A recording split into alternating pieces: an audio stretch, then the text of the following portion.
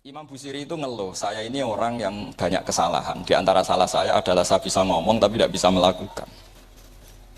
Yaitu saya ngomong misalnya orang supaya tahajud, saya tidak tahajud. Saya ngomong orang supaya sholat sunat, saya nggak pernah sholat sunat. Itu sarahnya itu yang menyarai itu kan Imam Bajuri itu yang sarah Burda. Itu mengkritik begini. Kalau Anda ngendikan itu fi ma'radi dzammin nafsi, yaitu dalam konteks Anda mengkritik diri sendiri oke. Tapi omongan Anda salah. Karena secara usul fikih fatal. Fatalnya begini. Misalnya saya nggak pernah tahajud. Ya mungkin itu nyata.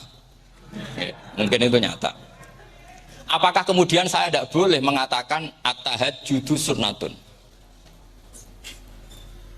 Apa saya diwajibkan diam hanya karena saya tidak pernah tahajud terus saya seorang kiai yang haram mengatakan at-tahajjud sunnatun?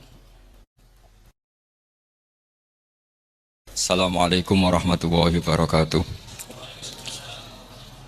Bismillahirrahmanirrahim. Tabarakalladzi nazzala al-furqana ala 'abdihi liyakuna lil 'alamin nadhir. Allahumma shalli wa sallim ala sayyidina Muhammad wa ala alihi wa sahbihi wa barik wa sallim asma'in. Amma ba'du. Ingkang kula hormati Kiai Haji Abdul Hanan wa ahli baiti, sedanten kanca-kanca santri peminat ilmu tafsir dan ilmu hadis ingkang kula hormati.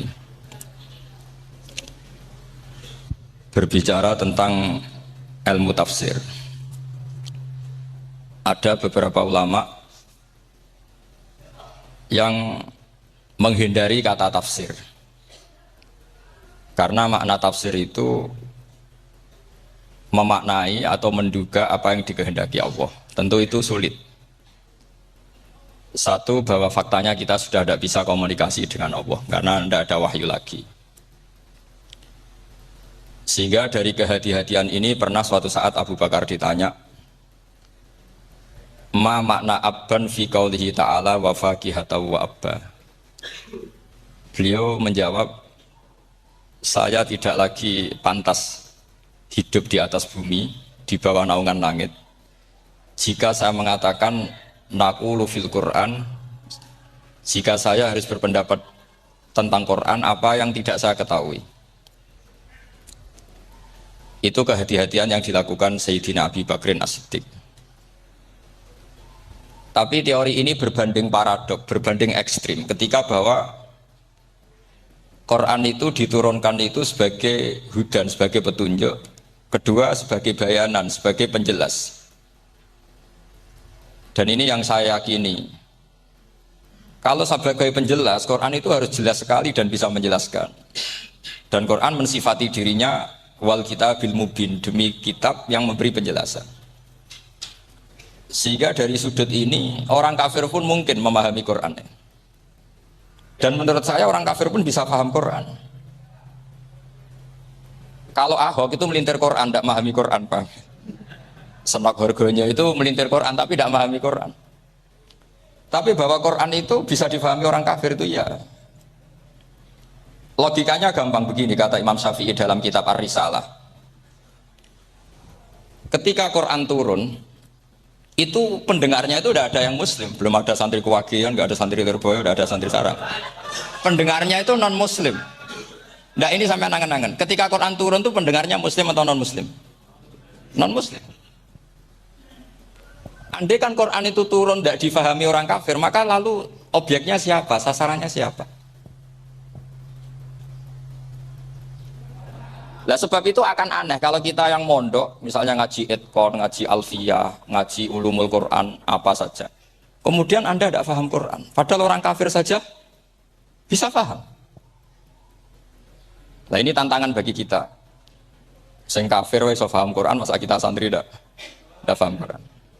Makanya begini, di antara awal-awal periode Makkiyah ada surat disebut Qul ya ayyuhal kafirun. Katakan Muhammad ya ayyuhal kafirun. Karena mukhotobnya atau lawan dialeknya Nabi adalah orang-orang apa? Kafir. Mereka paham ketika dijelaskan Quran, paham. Dan sebagian mereka menjadi mukmin karena paham. Itu termasuk isi makalah yang saya utarakan di sini. Mereka tanya, ya Muhammad, siflana rabbak, amin dahabin, amin nuhasin, amin hajarin. Karena orang kafir jahiliyah itu punya tren, yang namanya Tuhan itu fisik. Mereka punya Lata, punya Uzza, punya Hubal. Jika kalau Tuhan-Tuhan kita ini dari batu Muhammad, katanya Anda punya Tuhan yang berbeda. Lalu Tuhan Anda ini dari emas atau dari perak. Turunlah ayat Qul huwallahu ahad, Allahus somad. Lagi-lagi mukhatabnya adalah orang kafir. Makanya ini juga akhirnya jadi ilmu madhab, ilmu tentang firqah-firqah dalam Islam. Bahwa kesalahan terbesar orang Khawarij, sebagaimana yang dikutip Imam Bukhari, nanti saya cari di juz 4 atau di juz 3, pokoknya di bab Babu Qitalil Khawarij, karena Imam Bukhari punya adat diulang-ulang. Kata Ibnu Umar yang dikutip Imam Bukhari, innahum intolaku ila ayatin nazalat fil kufar faja'aluha alal mu'minin. Orang-orang Khawarij, atau kalau sekarang orang-orang radikalisme, itu meneliti Quran, kemudian ketika ada kriteria manusia-manusia tertentu itu dianggap itu kenanya orang Islam, korbannya orang Islam. Padahal awal mula ayat ini turun untuk orang kafir atau kritikan pada orang kafir. Ini cilaka betul. Karena logikanya seperti yang dikatakan Imam Syafi'i, ketika Quran turun ini nggak ada orang Islam, yang ada orang kafir. Jika mukhatabnya adalah orang kafir. Tapi ayat-ayat ini nanti dipakai Khawarij untuk mengcounter orang Islam, sehingga mereka mudah mengkafirkan kita karena pakai ayat yang dari awal Allah mengkafirkan orang kafir, sekarang ayat itu dipakai mengkafirkan orang Islam. Ini saking gebleknya orang apa? Khawarij. Makanya kata kitab Fathul Bari yang menyarai Bukhari itu, yang mendorong orang Khawarij seperti itu adalah jahluhum bisyariah. Memang mereka benar-benar bodoh, benar-benar goblok. Misalnya kita kiai atau kita ma'arif atau kita santri atau kita orang soleh, kemudian kita tidak bisa melakukan apa yang kita katakan, terus kita oke lah, kita kena kritik misalnya atak murunan nasa bil birri watan sauna anfusakum wa antum taslunal kitab. Terus kita katanya bisa ngomong tapi tidak bisa melakukan, terus dikritik dengan ayat itu mestinya tidak tepat. Karena itu asbabun nuzulnya adalah orang-orang Yahudi, karena tahu bahwa sifat Rasulullah itu ada di Taurat, mereka menyuruh keluarganya itu masuk Islam, tapi mereka sendiri tidak mau Islam. Kemudian turunlah ayat atakmurunan nasa bil birri wa tansawna anfusakum wa antum taslunal kitab. Afala ta'qilun. Sekarang perbandingannya begini. Misalnya ada orang Islam, taruh saja Zaid. Zaid itu maling. Ya maling, konsisten dia malingnya sampai tua. Terus menurut Anda, Zaid yang muslim ini, muslim, Zaid itu muslim tapi maling. Jangan bilang maling tapi muslim, dia itu ya. Kemudian Zaid bilang ke anaknya, "Cong, kowe aja dadi maling, dadi santri sing soleh, sing maling bapak tok." Nggak, ini menurut analisis usul fikih, ngomongnya Zaid itu benar apa salah? Benar kan? Nasihatnya ya benar, ngomongnya juga benar. Kamu tidak bisa ngeritik Zaid. Kamu bisa ngomong tapi tidak bisa melakukan, tidak bisa. Fa'innal amro bil ma'ruf wajib, wal qawla bil ma'ruf ya wajib, wal qawla bil haqqi ya wajib. Jadi itu hal yang berbeda. Misalnya fa'innal amro bil ma'rufi wajibun, memerintahkan barang baik itu baik. Wa innal qawla bil haqqi ya wajib, mengatakan yang hak itu ya wajib. Berarti Zaid tetap kena khitab. Kamu harus nasihati anak secara benar. Kamu juga harus ngomong hukum secara benar. Lalu ketika Zaid ngomong hukum secara benar, "Cong ojo maling, maling ku dosa. Cong ojo nerusno profesine bapak maling, maling itu tidak benar." Dia berarti sudah melakukan dua kebenaran, yaitu ngomongnya benar, nasihatnya benar. Dia salah, perilakunya tetap maling. Tapi jangan karena dia maling lalu omongannya enggak salah juga, berarti salahnya malah tiga. Makanya ini pentingnya ngaji sama ulama, sama ahli usul fikih. Jadi tidak bisa dicampur adukkan. Zaid gagal dalam perilaku, tapi jangan gagal lagi di nasihat. Nanti kalau dia tidak nasihati, maka anaknya terus maling, alasannya niru bapaknya. Karena bapaknya kalau mau nasihati nanti disemprit sama santri-santri, "Pak, sama rawlah nasihati anak ira sama maling sama dewi." Maling, oh tidak bisa cara usul fikih. Itu malah yudroku kulluh, la yudroku napa? Kulluh, atau bahasa populernya al-maisur la yasqutu bil ma'sur. Misalnya kita sebagai kiai hanya bisa takrib, hanya bisa jurumiyah. Apa muda Fatul Mu'in si abote, bulet, maknanya bulet. Kamu tidak boleh ngomong gini, "Cong, Kowe sebagai muridku kudu nurut aku. Nak gurumu goblok tok takrib, kowe tok takrib wae. Gak oleh ngelangkai guru, gak sopan gitu misalnya gitu. Gak boleh gitu. Tetap kita ngomong, "Cung, kowe aja koyo aku. Kowe kudu alim Fathul Mu'in, alim Fathul Wahhab." Sama ndak bisa protes. Pak guru sendiri ndak bisa. Kebenaran tetap sebagai kebenaran meskipun kita tidak kuat melakukan atau ndak bisa melakukan. Lagi-lagi ayat itu sebenarnya ada untuk kita, untuk orang Yahudi, atamuruna nasa bil birri wa tansawna anfusakum wa antum tatlunal kitab. Sebab itu istidlal dengan Quran itu memang resikonya tinggi kalau tidak bagi mutabakhir, karena ya itu tadi, ini harus ada pengetahuan yang luas tentang asbabun nuzul, tentang kriteria. Nah kalau terpaksa, saya katakan terpaksa, kalau terpaksa kita itibar itu boleh, tapi itu terpaksa. Bahwa Allah mengkritik orang yang bisa ngomong tapi tidak bisa melakukan. Tapi itu secara usul fikih itu runyam. Teori ini runyam sekali, fatal. Sama lihat tuh di kitab Bajuri atau di kitab-kitab fikih yang lain. Ketika Sahibil Burdah atau Sahibil Bur'ah itu yang Imam Busiri itu Muhammad bin Busiri. Ini salah nama tapi kadung populer. Jadi sebetulnya Imam Busiri itu Sahibil Bur'ah bukan Sahibil Burdah, tapi kadung terkenal Burdah, kita ikut-ikutan apa? Burdah. Imam Busiri itu ngeluh, saya ini orang yang banyak kesalahan. Di antara salah saya adalah saya bisa ngomong tapi tidak bisa melakukan. Yaitu saya ngomong misalnya orang supaya tahajud, saya tidak tahajud. Saya ngomong orang supaya sholat sunat, saya nggak pernah sholat sunat. Itu sarahnya itu yang menyarai itu kan Imam Bajuri itu yang sarah Burdah. Itu mengkritik begini. Kalau Anda ngendikan itu fi ma'radi dzammin nafsi, yaitu dalam konteks Anda mengkritik diri sendiri oke. Tapi omongan Anda salah. Karena secara usul fikih fatal. Fatalnya begini. Misalnya saya nggak pernah tahajud. Ya mungkin itu nyata. Oke, mungkin itu nyata. Apakah kemudian saya tidak boleh mengatakan at-tahajjudu sunnatun? Apa saya diwajibkan diam hanya karena saya tidak pernah tahajud, terus saya seorang kiai yang haram mengatakan at-tahajjud sunnatun?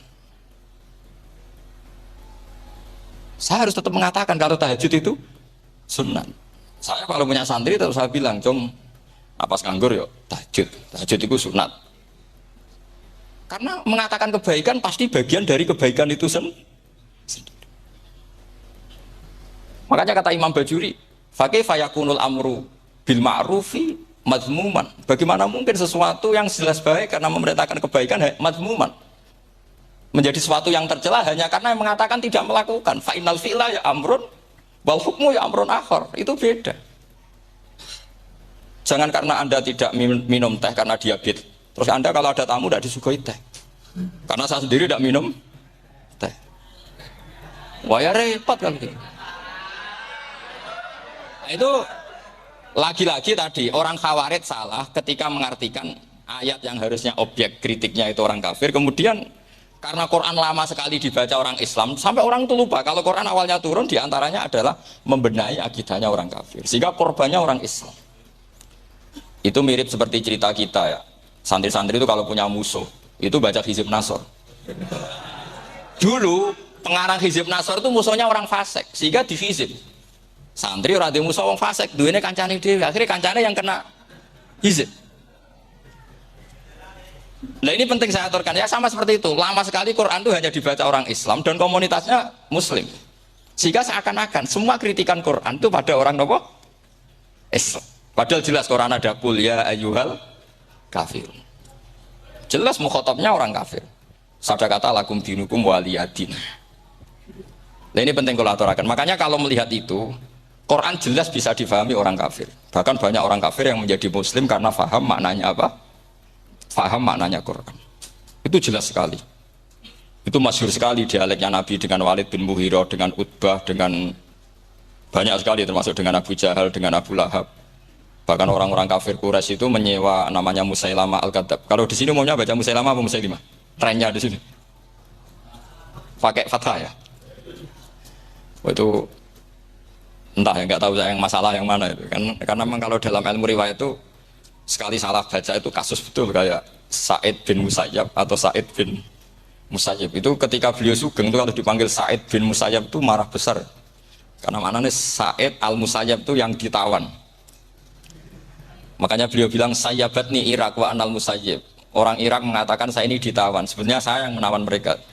Tapi al-Masyhur itu dibaca Sa'id bin Musayyib. Padahal dia tidak mau dipanggil Sa'id bin Musayyib. Sa'id bin Musayyib. Karena nama ini penting. Pentingnya begini. Ini kata Rasulullah kalau sedang guyon. Kata Nabi, mbok kamu itu sekali-kali mikir. Kenapa saya ini diberi nama Allah Muhammad? Ini hadis sahih di Bukhari ada di Kitabul Adab. Banyaklah tag ini. Kenapa ya Rasulullah? Allah aku senang bingung menawang kafir kata Rasulullah. Karena Abu Jahal kalau manggil saya jadi bingung. Itu kalau orang Arab kan pasti tahu maknanya. Muhammad maknanya orang yang terpuji. Sehingga kalau Abu Lahab ngomong itu jadi paradok. Hei orang yang terpuji, kamu bohong. Kan jadi aneh. Ya Muhammad kadzabta. Hei Muhammad kamu bohong. Kalau diterjemahkan hei orang terpuji, kamu bohong. Ah, itu akhirnya sahabat tertawa-tawa. Karena cek pinter deh pangeran milih nama kamu ya Rasulullah. Karena ini bingungkan musuh ini. Makanya kalau kamu udah anak kiai, itu anak kamu panggil namakan saja Agus. Pasti satu pondok manggil Gus semua. itu aman itu. Oh itu boh yang nggak seneng tetap panggil Gus. Karena kalau untuk Gus putra kiai kan butuh di bapak kiai kan bapak kadung ra kiai itu kan itu ada triknya yaitu anaknya dinamain. Nah, itu Rasulullah itu sudah dipilih sedemikian rupa oleh Allah. Perilakunya benar, ahwalnya benar, sak namanya juga benar. Sehingga ketika Abu Jahal, Abu Lahab tahu bahwa nama Muhammad ini problem karena ini madah. Madah itu memuji. Sehingga mereka kalau mencari Muhammad itu bilang, Ainal madmum, mana orang yang tercela. Terus orang-orang Quraisy tidak paham, kamu nyari siapa? Akhirnya mereka bilang, Ana atlubu Muhammad dan saya cari Muhammad. Akhirnya bilang Muhammad lagi. Nah, itu. Nah, Quran juga main di ranah nama. Sehingga Abu Jahal itu namanya kan Abul Hakam. Orang Islam dari awal memanggil Abu Jahal. Karena kalau sampai kita manggil Abul Hakam, kita akan mengalami paradok. Ya Abul Hakam, hei bapak dari semua kebijakan, kamu begini kan kacau. Makanya itu dari sini orang nggak boleh salah apa? Salah nama. Ini penting kalau aturakan karena kadang menganalisis Quran itu satu bilisanin Arabi mubin kata Imam Syafi'i wa innahu latanzilu rabbil alamin nazala bihir rohul amin ala qalbika litakuna minal mudhirin bilisanin Arabi mubin. Di antara kata Imam Syafi'i ini di antara aturan pokok memahami Quran adalah dia malian bil arabiyah. Dia sangat-sangat menguasai bahasa Arab. Itu masyhur dalam dialek Imam Syafi'i ini. Saman kalau ngaji takrib atau Fathul Mu'in, syarat sahnya tayamum lil musafir itu apa? Tolabul ma. Mencari apa? Air. Sampai kalau di takrib dicontohkan. Kalau di tempat atas nyari ke bawah, kalau ke bawah nyari ke atas. Imam Syafi'i ditanya, "Kaifa taqulu bi syartit tolab?"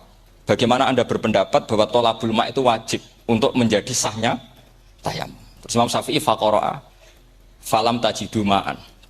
Kamu pergi kemudian falam tajidu ma'an, kamu tidak menemukan air.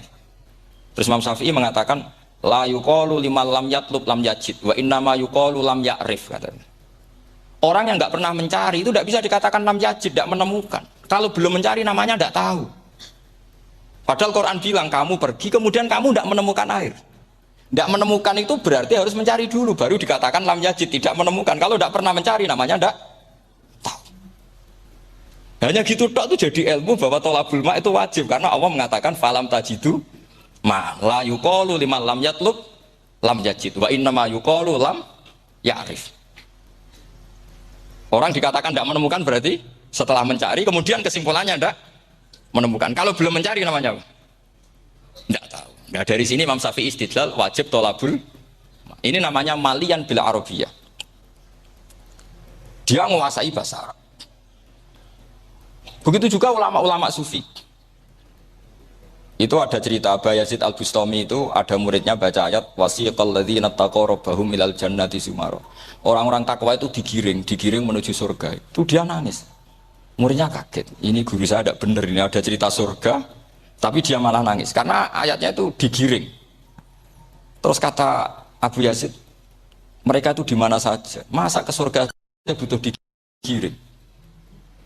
Ke surga itu kan nikmat, ngapain butuh digiring? Saya tidak mau, kata dia. Abu Yahya itu nggak mau digiring ke surga, itu nggak mau. Mereka kan apa kaget? Memangnya mau neraka kan gitu pikirannya itu. Ternyata beliau jawabnya sederhana. Saya pasti itu sudah dekat sama Allah sehingga tidak perlu digiring. Kemudian saya sudah panitia kiamat pas itu, jadi nggak perlu digiring. Nah ini nanti penting jadi satu aturan ilmu ulumul Quran. Saya di rumah itu istiqomah ngajar Qawaidul Asasiyahnya Said Muhammad yang dulu ditulis abahnya Zubdatul Itqan oleh Said Alawi. Kemudian Zubdatul Itqan itu tentu dari kitab Itqan. Terus Said Alawi dulu ngarang kitab Faidul Khobir, sarahnya Faidul Khobir sama Sayyid Muhsin Al-Musawab, dulu dari Padang tapi hidupnya di Mekah. Saya dulu talaki sama Mbah Mun. Itu ternyata ada ayatnya, innal muttaqina fi jannati wa nahar fi maq'adi sidqin 'inda malikim muqtadir. Sekarang sampean saya tanya, menurut Anda semua orang kena hisab enggak? Enggak, sampean jawab saja. Menurut Anda ketika di mahsyar semua orang kena hisab apa enggak? Pasti kita menjawab iya. Tapi kata Said Muhammad, itu keliru. Enggak kebayang orang seperti Nabi kena hisab. Pasti yang kena hisab itu orang-orang yang enggak jelas. Nah, misalnya Nabi jelas baiknya, harusnya ya langsung nggak kena hisab. Karena tidak mungkin seorang saksi kok diaudit, tidak mungkin. Lo saksi itu di pengadilan kan nggak tersangka, nggak terdakwa, dia tidak boleh diintervensi oleh hakim. Nah, Rasulullah ketika kiamat, ketika fil mahsyar, fi faslil qada itu jelas, fa kaifa idza ji'na min kulli ummatin bisyahidi wa ji'na bika ala haula'i syahida. Rasulullah sudah dekat Allah, pas mahsyar itu ada Allah, ada Rasulullah, ada Jibril. Kemudian Nabi itu mengidentifikasi. Ditanya sama Allah, bener mat ini umatmu? Ya, niki umatmu ya. Kalau yang nggak jelas ya Nabi lama jawabnya. Makanya kamu jangan jadi orang nggak jelas. Nah, itu kalau sekali nggak jelas itu Nabi lama sekali jawab. Nah, artinya begini, yang kena hisab itu meskipun kata Said Muhammad, meskipun Dhahirul Quran itu menetapkan asbata umumal hisab, tapi zahirnya Quran yang sama juga menafikan hisab. Ya itu karena nggak mungkin, nggak kebayang kita malaikat berani menghisab afdhalul khalqi. Sama bisa bayangkan malaikat mengaudit Rasulullah SAW. Ahabbal khalqi ilallah. Kepen cilaka mencit ya. Wong jajar Allah kabeh dini kan audit sudah indah. Fa kaifa idza ji'na min kulli ummatin bisyahidi wa ji'na bika ala haula'i syahida. Lalu mungkar nakir juga sama. Sampai bisa bayangkan mungkar nakir tanya Nabi Muhammad. Tesnya susah. Karena kalau Rasulullah terus ditanya, waman Nabi juga. Wah itu kan bisa kiamat ya.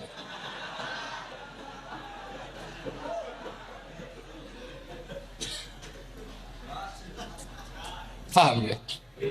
Makanya kata Said Muhammad, ini kan teman-teman tanya, biar caranya alim tafsirnya saja, sarannya satu hafal Quran.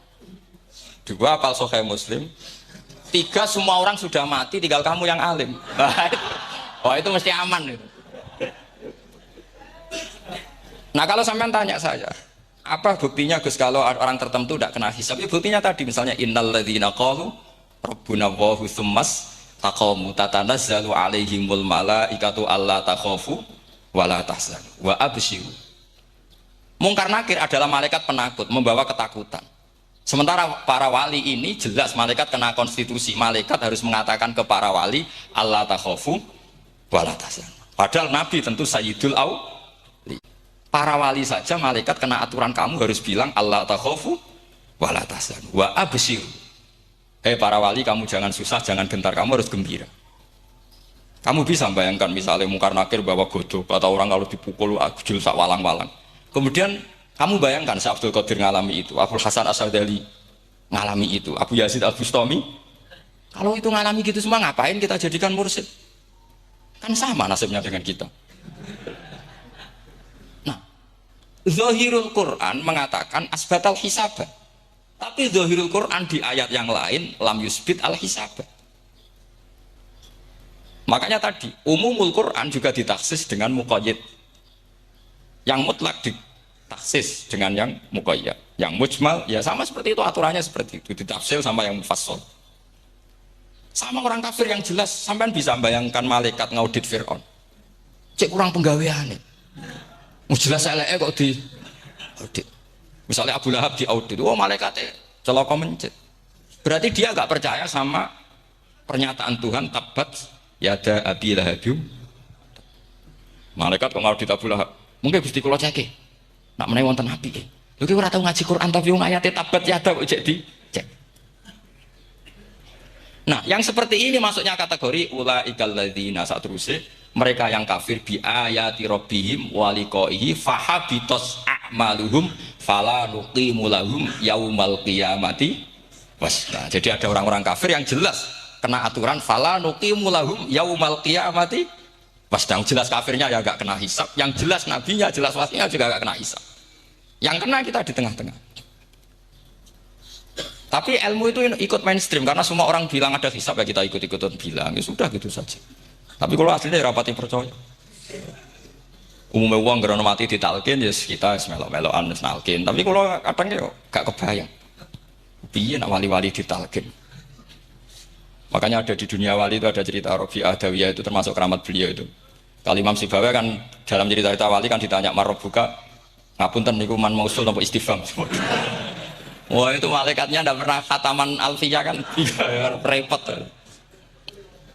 Kalau Rabi'ah Adawiyah lebih parah lagi itu, beliau tuh nangis sekeras-kerasnya, nangis terisak-isak, dia tersiksa. Ya Allah, engkau itu zat yang paling saya kenali dan harusnya semua makhluk itu kenal engkau. Tapi ini hamba engkau tanya engkau itu siapa? Ini orang aneh kata. Karena Allah itu adharud dzahir kata sampai Imam Sibawayh silakan a'raful ma'arif. Jadi wong ora ora wis geblek tenan dari Imam Sibawayh. Imam Sibawayh kan atas nama dia pakar nahwu pertama mengatakan dhamir paling makrifat di antara 6 isim makrifat paling makrifat itu dhamir. Tapi meskipun gitu a'raful ma'arif Allah. Yang paling makrifat dari sekian isim makrifat itu Allah. Artinya satu nama yang orang harus kenal semua. Makanya di antara keramat beliau ketika ditanya wong kok ora tau ngaji fikih men ngaji nahwu wae. Gak tahu dia ngaji carane sesuci, carane iddah tuh gak tahu ngaji nahwu. Terus dia tanya bima fa'ala rabbuka. Lalu Allah memperlakukan kamu gimana? Terus kata Imam Sibawayh, ghafaroli, Allah mengampuni saya karena saya orang yang mengatakan Allahu a'raful ma'arif. Ini penting kalau aturakan. Jadi makanya kalau sampean tanya caranya ilmu alim gimana? Ya satu tadi, kalau sampean masih banyak orang hidup, syaratnya kamu harus hafal Quran, hafal hadis, hafal sekian ribu hadis, hafal sekian ulumul Quran. Itu kalau masih banyak orang hidup. Kalau sudah kamu sendiri hidup, ya sudah, pokoknya isokulhu ya alim sendiri kan nggak ada saingannya. Makanya kata Said Muhammad, beliau mengatakan kita meyakini umum al-hisab ya berdasar dzahiril Quran, kita menafikan umum al-hisab bahwa hisab hanya yahtassu liqaumin duna qaumin juga berdasar dzahiril Quran. Kita percaya semua mayat ditanya mungkar nangkir ya berdasar dzahiril ahadis. Kita tidak mengumumkan teks ini juga berdasar dzahiril ahadis. Karena malaikat mungkar nakir juga malaikat. Berarti dia kena aturan kalau ketemu para wali Allah takhafu wala tahzan. Paham sih kalau maksudnya? Ini penting kalau aturakan. Jadi makanya aspek ya. Sampai bisa memulai kalau ingin jadi orang alim tafsir bisa mulai dari yang mudah saja, yang fikih saja. Makanya kata Imam Ghazali, kenapa Mu'tazilah jadi segoblok itu? Karena dia tertipu oleh umumatul Quran, oleh tek-tek umum. Dia tidak tahu mukhasisnya. Padahal setiap ayat umum itu pasti ada mukhasis. Misalnya begini ya, kalau kamu maknanya fikih saja, contoh yang paling mudah familiar itu fikih ya. Misalnya kita ngaji Quran, wal mutallaqatu yatarabbasna bi anfusihinna salasata quru. Kalau orang dicerai, itu iddahnya itu 3 kali masa napa? Suci. Apakah aturan iddah seperti ini hal hadhil iddah amatun likulli mutallaqatin am li mutallaqatin makhsusah? Apa ini semua mutallaqah iddahnya pasti salah satu quru apa orang tertentu? Ya enggak, asal dia mutallaqah pasti iddahnya salah satu quru. Anda goblok, Anda salah besar. Kalau misalnya yang dicerai adalah orang hamil, iddahnya apa? Salah satu quru apa watil hamdi? Watil hamdi. Kita butuh ayat lain, wa ulatul ahmali ajaluhunna ayyadna hamlahu. Sama seperti kita ngaji walladzina tawaffawna minkum wa yadharuna azwajan yatarabbasna bi anfusina arba'ata asyhurin wa asyra. Asal wanita ditinggal mati suaminya, maka iddahnya 4 bulan 10. Apa semuanya demikian? Enggak. Misalnya orang hamil iddahnya biwatil hamil. Artinya kalau Anda tertipu umumatil Quran, berarti Anda sama dengan menghukumi orang ditolak semua idahnya salah satu. Sama misalnya orang sekarang dalil-dalil wa may yatawallahu minkum fa innahu minhum. Kalau berkawan orang kafir, maka dia menjadi kafir. Itu kan fatal. Semua nabi ya berkawan orang kafir. Karena dakwahnya memang sama orang kafir. Lo coba, andai kan sampai hafal Quran, itu sama teori itu tuh mungkin menyedihkan. Coba istilahnya Quran, wazkur akho'at, wa ila adin akhom huda, wa ila samuda akhom. Nah, terus semua umatnya yang kafir disebut akhom. Akhom itu artinya apa? Saudara. Mereka berkawan sama orang kafir. Makanya butuh analisis fikih untuk maknani wa may yatawallahu minkum fa innahu. Setelah dianalisis fikih, ternyata semua nabi diistilahkan wa ila madyan akhahum syuaiba, wa ila adin akhahum huda. Akhah itu artinya apa? Saudara. Kalau sama tanya, lalu logikanya gimana? Kata kitab-kitab kan wa in kana dasarin fajanibhu suratan. Kalau ada teman buruk, jauhi. Kalau teman baik, temani. Kalau cara usul fikih gampang. Kancanan maling dosa, wong kok kancane maling. Tapi nak dakwai maling, apik kan? Aku orang ngancani kok dakwai dan dani, selesai kan? Ngancani maling elek, nak dakwai maling, apik. Demenan berondo elek, nak didik apik kan, itu seperti itu. Nah, ini penting kalau aturakan. Nah di sini ini makanya NU itu punya sejarah panjang, banyak wali-wali yang jadab, yang coro dohir itu kancanan fasik-fasik. Orang syariat bingung, ini wali kok berteman orang fasik. Ya kalau kamu bahasakan teman ya masalah, kalau kamu bahasakan ini binaan, enggak, sama jawab saja. Kalau dibahasakan teman masalah enggak masalah kan, tapi kalau dibahasakan itu binaan, selesai kan? Sama, Nabi berkawan orang kafir itu enggak karena berkawan, itu binaan Nabi. Memang Nabi itu jadi Nabi, objeknya adalah mengislamkan orang kafir. Ya berlama-lama Nabi dialek dengan mereka, muasyarah sama mereka. Bahkan Nabi diharuskan bersikap baik sama mereka. Itu yang disebut fabima rahmatim minallahi lintalahum walakun tafadzun ghalidhal qalbi lan faddu min haul. Tapi sekarang itu orang sudah tidak pakai ilmu. Orang-orang radikalisme itu nggak pakai usul fikih. Pokoknya kalau ada ayat terjemahnya gini ya sudah itu jadi madhab. Akhirnya kecelakaan seperti ini. Pokoknya kalau ada ayat faqtulul musyrikina haitsu wajadtumuhum wa khuduhum wahsuruhum waq'udu lahum kulla marsad. Sudah apalnya ayat itu saja. Dia tidak mau ngapalkan misalnya qatilul ladzina yuqatilunakum. Ada ayat lagi wa akhrijuhum yamin haitsu akhrajukum. Sehingga ulama kita membagi kafir itu ada harbi, kita musuhi, ada zimmi, ada muahad, ada musta'man. Itu ulama karena tahu tidak semua orang kafir itu harbi, tidak semuanya zimmi, tidak semuanya muahad, tidak semuanya musta'man. Kalau harbi oke, kita perang, kalau zimmi ya kita bina. Kalau muahad ya sesuai perjanjian kita, kompensasinya apa, MOU-nya kayak apa. Tapi apalnya mereka ayat satu tema. Nah celakanya kita yang ngaji di pondok-pondok yang katanya spesialis ingin alim tafsir, apalnya ya satu ayat juga. Wah itu kan satu ayat versus satu ayat.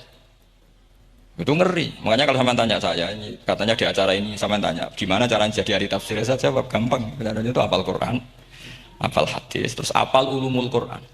Ya misalnya Nadoman ya Faidul Khobir lah. Kalau kitab Nasar ya minimal itu setengah lanya itkon lah. Kalau nggak lanya-lanya amat ya agak lanya.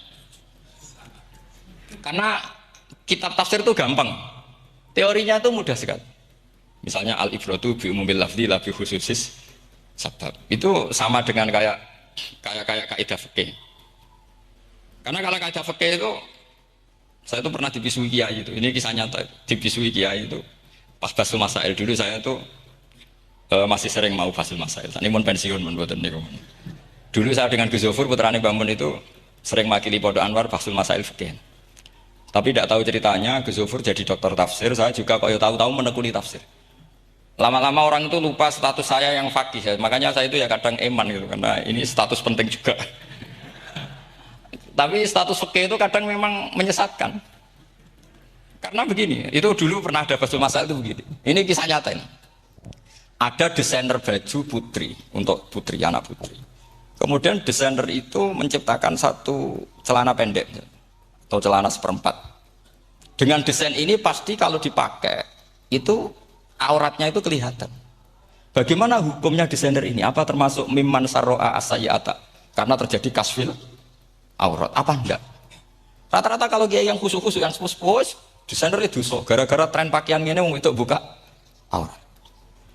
Tapi kiai-kiai alim yang muda-muda entah saking belingnya, entah saking pinternya enggak tahu. Bilang begini, Pak Yai, yang didesain apa? Ya celana itu. Lalu celana itu fungsinya nutupi apa buka aurat? Ya nutupi. Lu kan lumayan urun nutupi. Kalau haramnya dicopot, lu kan malah parah. Bingung kayaknya. Sampai bilang gini, wah semanis. Itu kan makanya ini guyon ilmiah. Repotnya ngadepi orang alim muda, itu kan mbok gedingi ku ilmiah, mbok senengi fase.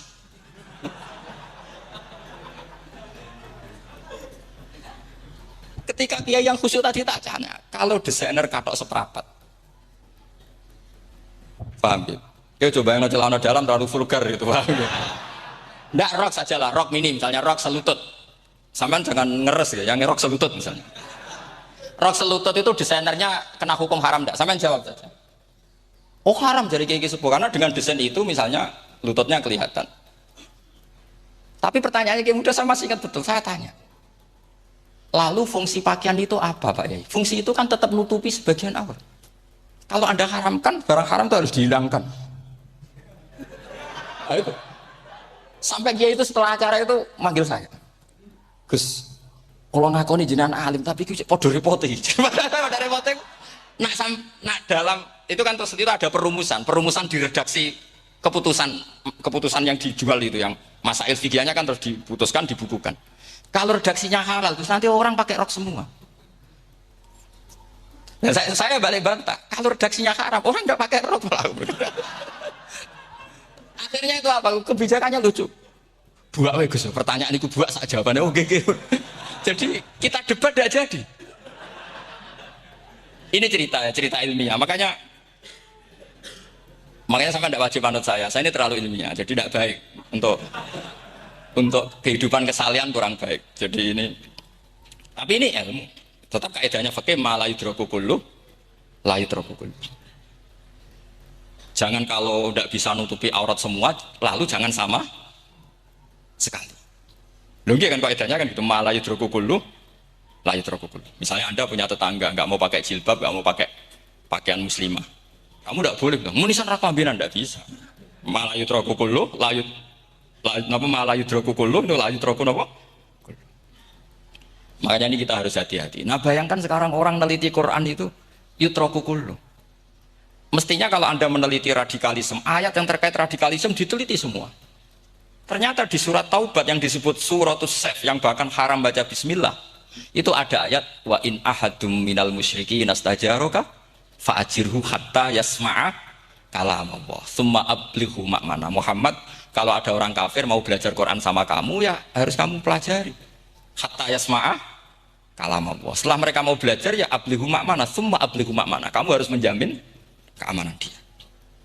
Itu di surat Taubat, termasuk akhir suratin nazalat, gak mungkin terjadi mansuh. Tapi orang-orang ekstremis selalu pakai faqatulul musyrikin haitsu, apalan itu terus. Yang orang liberal yang menaparin la ikraha fiddin. Ya sudah seperti itu.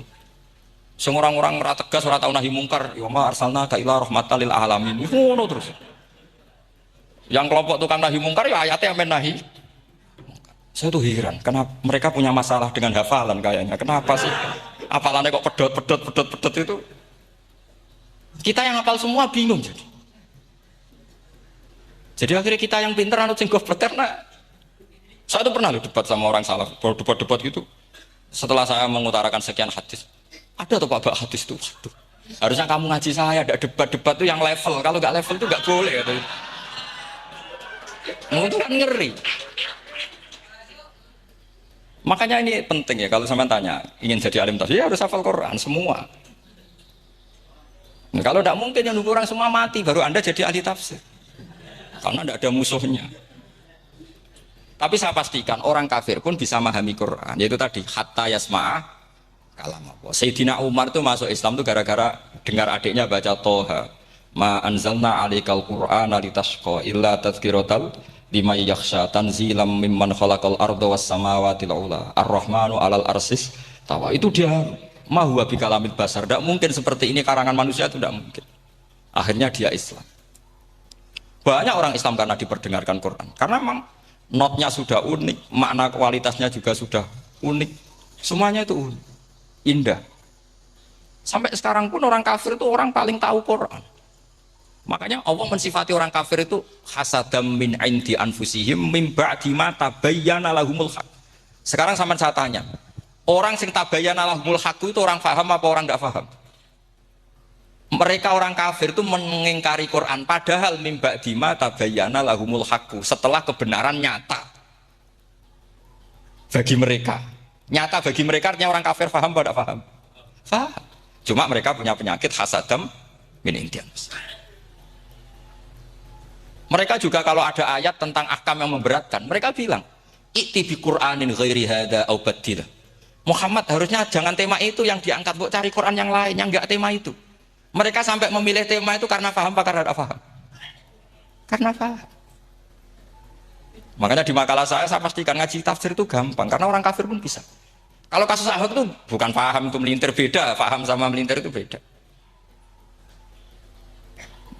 Itu diterjemah kemenang tuh jangan mengangkat kawan orang Islam, bukan ngangkat pemimpin. Ya lihatnya kalau ngangkat teman saja tidak boleh, apalagi ngangkat pemimpin. Fatal mana berteman sama orang salah sama ngangkat. Saman kancanan maling siapa nak menolong Anda nih, terus ngangkat, maling ke pimpinanku, parah mana? Parah mana? Artinya sama saja ketika diterjemah jangan ngangkat teman, sebetulnya ngangkat pemimpin lebih fatal. Itu kan mafhum awlawiyah, itu kan normal saja. Itu di Quran biasa, misalnya innalladzina ya'kuluna amwalal yatama dzulman, orang yang makan hartanya anak yatim secara zalim. Kamu bilang, "Gus saya tidak makan kok, sepeda motornya tak gasap, tak jual." Yang diharamkan kan makan. Wah, ya sarap kalau gitu. Maknanya begini, memakan harta anak yatim artinya ifsad. Ifsad itu merusak. Nak ngono ikhraq, membakar atau mencuri sama dengan makan, bal asad. Malah kan lebih apa? Lebih apa? Dasar. Jadi yakuluna di situ tuh ba'dul amsilah, sebagian contoh min wujuhil ifsad atau min wujuhil ihlak. Jangan kok karena ayatnya makan, oh yang haram tuh makan, kalau nyuri gak apa-apa. Wah ya fatal. Itu kan sama dengan santri geblek dikandani kiai ini, "Cong, kowe mbek bojomu jogeman naboi." Suatu saat istrinya lapor lagi, "Pak Yai sekarang ndak naboi tapi nyadui." Karena naboi itu pakai tangan. Pertama dilaporkan kiainya, "Pak Yai, suami saya itu sering memukulin saya pakai tangan gini. Jong jogeman naboi bojomu." "Nggih Pak Yai, siap." Suatu saat istrinya lapor, "Pak, tetap benjut, kenapa? Kalau nak niki disadui." Mergo pikirane sing haram nabok, nak nyaduk halal. Oh itu kan ngajak goblok bareng. Nah masalahnya di usul fikih kasusnya seperti itu. Makanya saya ini kadang ya maliki sekali. Kadang saya itu maliki sekali. Kadang ya. Misalnya begini, saya beri contoh. Ini yang kisah nyata ya. Ada seorang Arabi datang ke Rasulullah. Ya tadi kan teman-teman minta juga ilmu hadis ya. Ini satu paket saja. Itu tadi nanti kalau sampean kasih lalim itu sudah ada urusan saya tadi. Nunggu orang mati banyak tadi. Kalau nggak usah nunggu orang mati, sarannya tadi apal tadi. Ya Rasulullah ahlak tuh. Saya ini orang yang rusak. Wama ahlakaka. Lalu yang bikin rusak kamu apa? Qol waqatu imro'ati fina hari Ramadan. Saya menjima istri saya ketika masih siang. Fina hari Ramadan, siang Ramadan.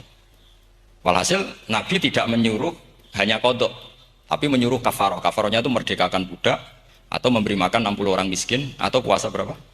Puasa 60 hari. Atau urut merdekakan budak, atau puasa 60 hari, atau memberi makan sitina miskin. Oke, kita sepakat. Sepakat ya, hadis itu sahih dan diulang-ulang oleh Ashabus Sunan. Oke, riwayatnya nggak masalah. Sekarang kita analisis maknanya. Sekarang sampean saya tanya. Kalau Anda misalnya sekarang jam berapa ini? Misalnya sekarang jam 9 kurang seperempat Ramadan, terus Anda rokok atau Anda ngopi, kepengen ngopi terus ngopi tanpa udzrin syar'iin. Anda hanya wajib qadha apa bayar kafarah? Enggak, sampean jawab. Rata-rata kiai kita, oh mau wajib qadha Gus karena gak jima. Sing seru kafarah itu nak jima. Kan ngombe kopi be jima beda. Pertanyaannya tuh lucu, ini naik secara fikih masalah. Masalahnya begini. Jima bojo itu tidak zina. Jima bojo itu zina apa enggak? Enggak. Berarti dengan makan bedanya apa? Sama kan? Sama-sama amrun mubah. Sesuatu yang boleh. Kenapa hukumannya berat? Makanya kata Imam Malik, enggak itu nilainya. Nilainya adalah hadku hurmati Ramadan bi ghairi udzrin syar'iyyan. Makanya kata Imam Malik, Siapapun yang makan fina hari Ramadan, iftar apapun fina hari Ramadan bi ghairi udhrin syar'iyyin, maka hukumnya sama dengan jima fina hari Ramadan. Karena sama-sama ihlak ifsad hurmata Ramadan bi ghairi udhrin syar'iyyin. Loh, enggak, ini ilmiah. Kamu udah harus cocok, tapi otak kamu harus percaya. Loh iya kan beda kan? Saya secara nafsu tidak cocok, cek berarti. Tapi ilmiah saya setuju. Kalau Kiai Kandani itu kan pasti pakai badul amsilah, kan nggak mungkin semua contoh disebut. Cong penak melaku jogeman delok wedok itu mari setan. Mboten delok Mbah, nyekel. Lho mana parah tuh. Nggak bisa. Makanya ini masalahnya lafat. Ini kembali ke Imam Syafi'i bilisanin arabiyyim mubin. Ketika seorang kiai bilang cung jogeman delok cawe itu adalah mengungkapkan al-muharramat, bukan mentaksis yang haram itu hanya melihat. Saya ulang lagi ya, ketika seorang kiai bilang cung jogeman delok wedok sing haram, itu semangatnya adalah melawan keharaman, bukan mentaksis yang haram hanya delok. Itu di Quran normal semua, di semua lugat ya biasa. Itu kan sama seperti misalnya seorang mbah ngasih uang cucunya, cung tak kayak duit 100.000, cung gue tuku es, terus gue mendingan, nah ragu tuku es haram iki kan ngongkone tuku es, lah kepengen putumu mati kan nyeben 100.000 gue tuku es. Ya mulai dulu istilahnya nambahnya kayak ibu tuh cung 100.000 gue tuku es, corong kuno. Nah, maksudnya gue pokoknya umumnya cak cilik senane es cuma nyebut. Ya sudah seperti itu.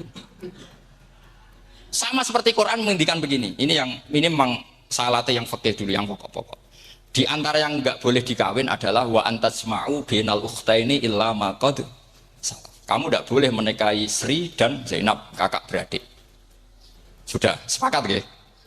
Fi nikahin wahid enggak boleh al jam'u bainal ukhtain. Jadi mbaknya kamu kawin, adiknya kamu kawin fi nikahin wahid. Tapi nak ngeduni boleh, berarti kan dengan waktu yang berbeda. Quran hanya menyebut itu. Kemudian Rasulullah zaman Sugeng itu hanya nambahi wala binal mar'ati wa ammatiha wala binal mar'ati wa kholatiha, juga gak boleh menikahi ponaan plus buliknya, baik bulik dari bapak yaitu ammah maupun bulik dari ibu disebut apa? Kholah. Kemudian ulama fikih merasa ada yang kurang, ditambahi lagi dua perempuan yang andekan yang satu itu lelaki kok haram nikah, berarti haram jam'u fi nikahin wahid. Misalnya cucu rabibahnya boleh enggak? Enggak boleh kan? Berarti kalau sampai ngumpulkan cucu dan mbahnya finikahin wahid juga ada ya. Tapi orang yang waras itu tidak akan nyalahkan Quran ketika tidak lengkap. Wa antasma'u bainal ukhtain ila ma qad salaf, ini tidak lengkap. Yang haram kan tidak hanya jam'u bainal ukhtain, termasuk mengumpulkan cucu dan mbahnya. Karena Quran nggak mau dengan logika tidak waras itu, tidak mau. Taruh saja orang itu rata-rata mbahnya kan umur 70 tahun, cucunya umur 17 tahun. Kebayang nggak kamu nikahi sehingga adik kan boleh bareng, pasti kamu milih bareng. Makanya Quran hanya bakas wa antasma'u final ukhtain, karena yang mungkin masih menggugah selera itu dua. Tapi kalau cucu sama mbahnya itu, kalau ada yang masih selera kan ya sarap dulu. Tapi fikih sebagai kaidah tetap menerangkan termasuk yang haram jam'u adalah bainal mar'ati wajib dati. Paham juga maksudnya? Artinya ketika menyebut itu tidak jaminan merangkum semua hukum, tapi ba'dul amsilah. Fa'inal akila yaktafiya bi isyaratil ba'di, karena orang kalau punya akal di isyarai sebagian sudah paham. Ini penting kalau aturakan. Jadi ini penting. Nah bayangkan sekarang banyak gerakan-gerakan ahli Quran katanya, tapi nggak memahami ilmu usul fikih. Quran ra ono ya wis. Nang Quran ra ono cerita harame asu, nak ngono asu ya halal. Ora ono Qurane. Sing ra ono iku tekem ora Qurane, kok aneh-aneh.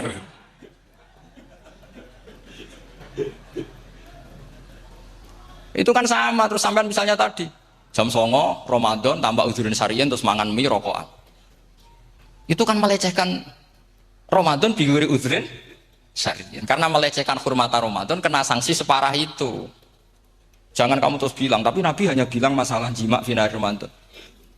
Jima istri itu hukumnya itu tidak zina, hukumnya itu mubah, sama dengan makan. Ini cara madzhab Maliki, tapi kita alhamdulillah madzhab Syafi'i. Ya, itu masalahnya. Berhubung itu menguntungkan sami'na wa ata'na. Nah, itu. Tapi saya sendiri dalam konteks ini, saya itu ya sangat-sangat Syafi'iyah, sangat-sangat Syafi'iyah. Dalam banyak hal sangat-sangat Syafi'iyah. Tapi dalam banyak hal kadang-kadang saya ya Maliki. Nah, itu kan kalau sampean tanya kenapa gitu, ya hikmahnya baca banyak saja.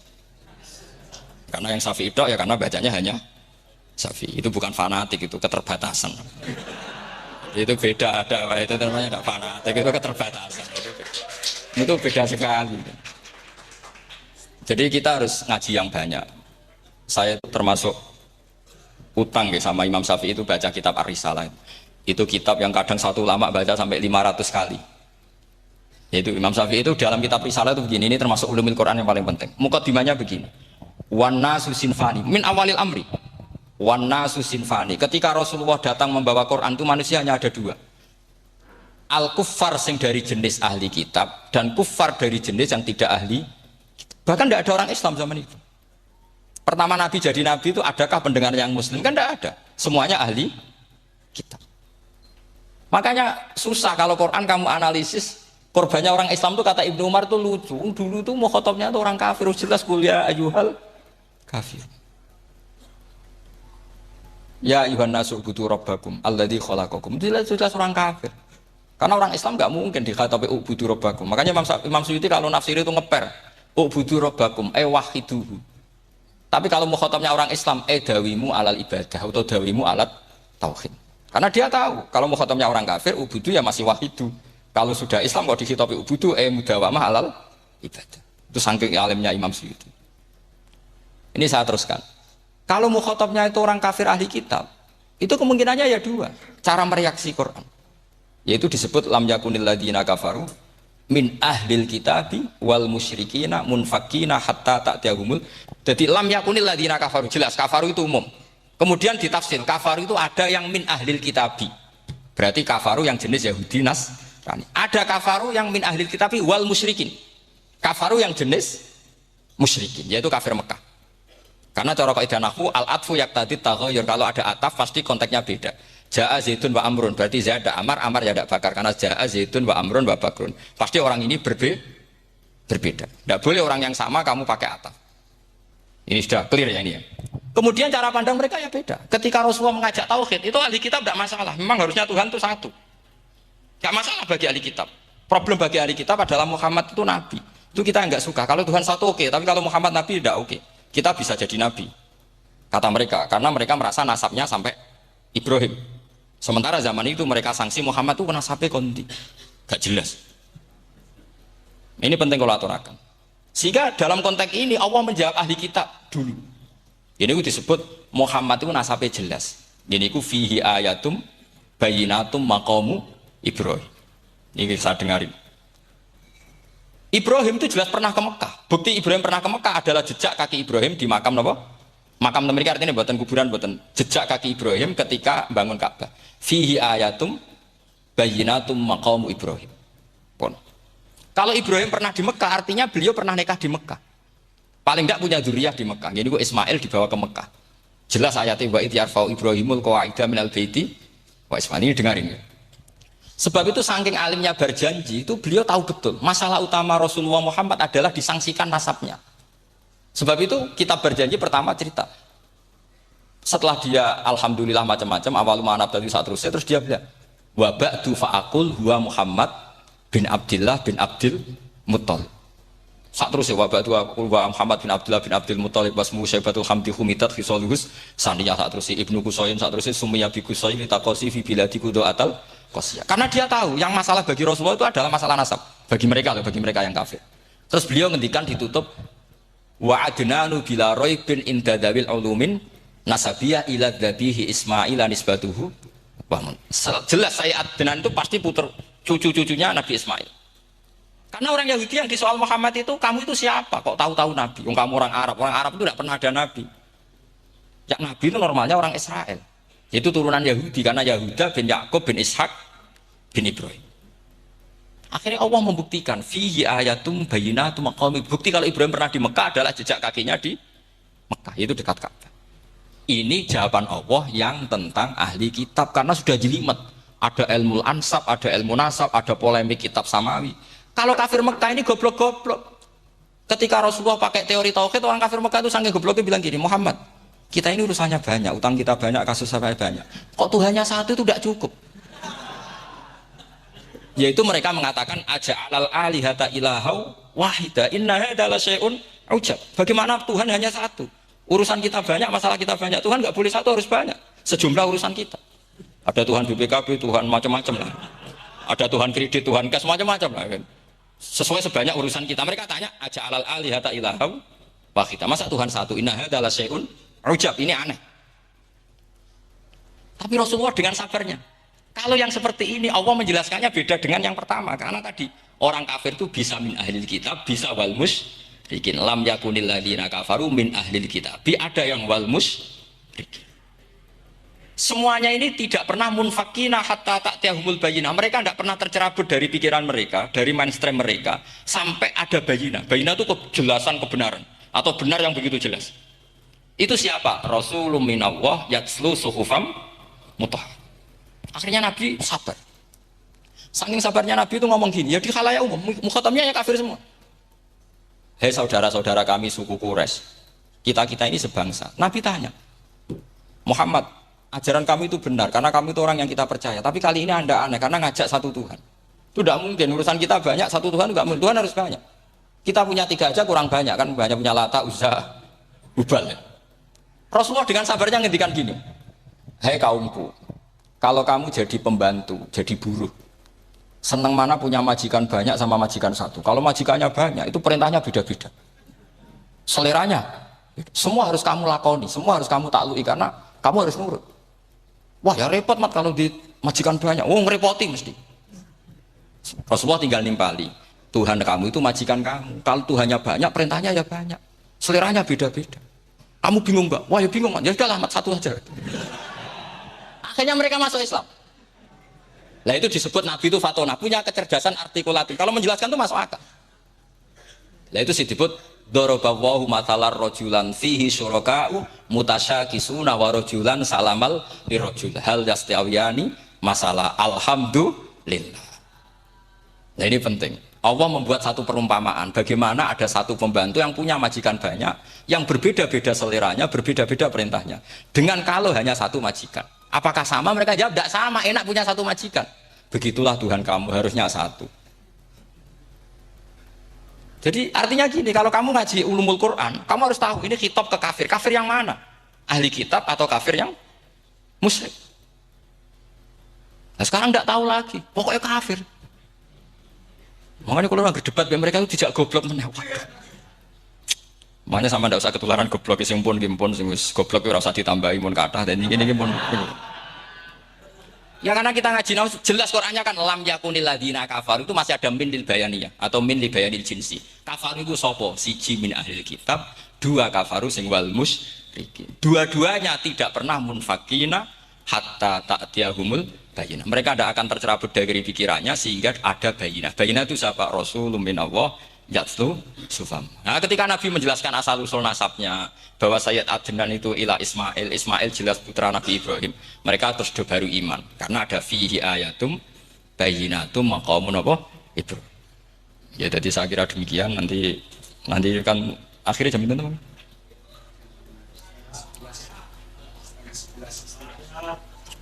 Oh, ini jam itu istiwa. Nggih terus saya pikir niku nggih.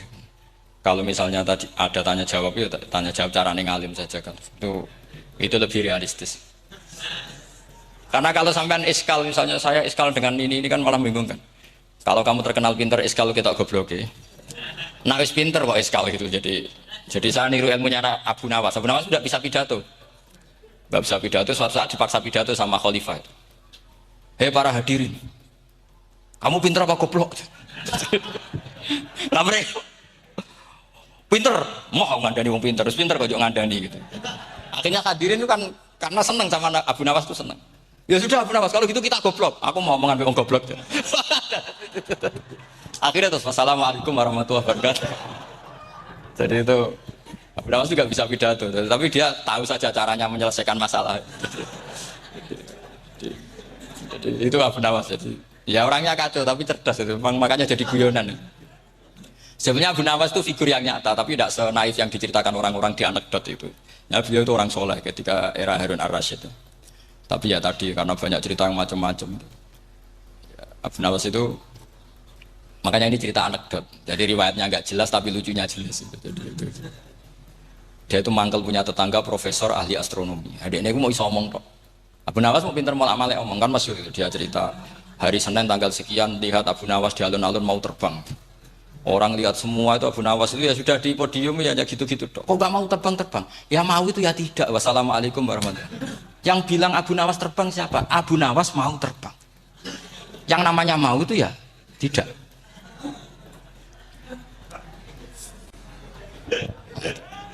Pernah dia itu lomba sama Harun ar-Rasyid. Siapa paling banyak pengunjung rumahnya di alun-alun? Harun ar-Rasyid bikin khemah, dia bikin khemah. Tentu cerita ini bohong, yakini ini bohong. Makanya ini bohong tenang. Makanya ini anekdot hanya guyonan. Harun Rasyid karena dia raja itu ada apel, ada makanan macam-macam. Ya tentu pengunjungnya banyak. Batas akhir itu penilaian jam 12 malam. Abu Nawas tenang, satu pun nggak ada pengunjung, nggak ada makanan, nggak ada apa. Pas jam 12 rumahnya dia, kemahnya dibakar. Orang ke dia semua. Dit menang dia, karena jumlahnya. Bahkan Harun Rasyid itu datang ke kemahnya dia. Karena lombanya kan pengumpulan massa terbanyak, dit jam 12. Harun Rasyid pikirannya, santri yang sugoi jajan tidak mesti teko, pikirannya gitu. Abu Nawas pikirannya beda, jenenge ana kebakaran pasti datang. Wis dihitung biaya khemah sama hadiahnya banyak hadiahnya. Yang ahli falak ini punya ilmu yang rasional, yang pintar sekali. Dia ilmuwan bahwa bumi itu bulat-bulat. Nah, saya lagi tren meyakini bumi flat itu ya kacau. Mau gara-gara penjelasan sing sepihak. Ini wong nganggur. Lah wong ilmuwan kok sentimennya perkara wedi dhuwit. Enggak boleh ilmuwan menyebut sentimen apa? Uang. Akhir bumi itu bulat-bulat. Jadi kalau Anda jalan ke timur terus nanti ke titik yang sama. Abu Nawas ora paham karena dia enggak ahli sains begitu. Suatu saat si profesor ini kemalingan, malingnya melayu ngetan. Terus minta tolong sama Abu Nawas kejarlah maling itu. Kemana? Ke timur. Dia ngejar ke barat. Ditanya sama profesor, saya udah bilang larinya maling itu ke timur kalau jalan ke barat, nanti ketemu di titik yang sama. Akhirnya profesornya ngerti, oh ngenyek toh. Jadi, nah khawatir saya nanti kalau santri-santri tidak pinter ilmu, terus pilihannya ilmu kayak Abu Nawas, jalan pintas tadi. Karena belajar falak jelimet, belajar faraid apa? Jelimet ada aul, ada roh, terus semua ada masalah yang ruwet-ruwet terus. Akhirnya mau olah bicara. Ini musibah innalillahi wa inna ilaihi raji'un. Itu tidak boleh. Quran tidak mengajarkan itu. Quran tetap mengajarkan ilmu meskipun ada nilai seninya. Ya tadi nilai seni tadi misalnya Allah mencontohkan daraba wa masalah rajulan fihi syuraka. Terus kedua uniknya Quran itu begini. Setelah dipikir itu nyata-nyata lebih detail. Misalnya begini. Ketika Allah mencontohkan ba'udah itu nyamuk. Itu orang-orang kafir itu bilang gini, ya Muhammad, Tuhan Anda kehilangan stok ilmiah. Sehingga contoh itu enggak yang dahsyat, tapi sekedar nyamuk. Wong nyamuk kok digawe contoh. Ya contoh itu dinosaurus, tajrapa, apalah yang keren itu. Mosok contoh apa? Terus Allah menjelaskan, innallaha la yastahi ayyadriba apa? Mathalam ma. Contoh apa saja? Apa saja itu ditafsiri ba'udatan fama fauqaha, entah itu nyamuk, fama fauqaha, atau yang di atasnya nyamuk, maksudnya di atasnya itu filkillah atau fisighor, atau yang di atas nyamuk, yang lebih kecil ketimbang. Sekarang saya contohkan kata Rasulullah, contoh yang kecil saja. Nggak usah bikin nyawa, nggak usah, itu terlalu mustahil. Seorang pemahat patung, kamu pesen, Pak, aku gaekno patung gajah, mesti muni sanggup. Tak muni, Pak, gaekno patung gajah, ukurannya ya semestinya gajah. Oke, tapi Pak aku gaekno patung nyamuk, ukurannya ya sak nyamuk. Kira-kira sanggup apa enggak? Artinya ketika Allah gawe nyamuk itu lebih sulit ketimbang gawe gajah apa lebih mudah? Lebih sulit. Karena nyamuk yang sudah kecil, dia punya alat kelamin terus berapa? Alat kelaminnya juga tetap harus ada lubangnya terus seberapa? Teman saya malah ada yang cangkem elek bilang gini, lalu ya punya kuman, kumannya seberapa? Nah ini pentingnya ngaji akal. Kamu jangan hanya bilang, oh dinosaurus, jerapah. Seru nyamuk. Nah karena orang sudah ada itibar dengan nyamuk, didatangkanlah nyamuk banyak. Sebenarnya nyamuk banyak itu mergo mangkel, gak diperhatikan itu. Nah ini saya tahadus binemat, istri saya itu sering protes. Istri saya kalau manggil saya Gus karena orang Jawa Timur. Itu sama-sama jagongan itu, saya itu tidak pati sering digigit. Namun ya digigit tidak sesering sampean, itu jelas. Terus saya tanya, Gus punya doa apa, kenapa tidak pati begitu digigit nyamuk? Saya bilang, karena saya sudah tahu hikmahnya nyamuk. Jadi harusnya dia sudah tidak nyerang saya, kata saya gitu. Makanya ini ijazah, agak mandi salah sampean itu.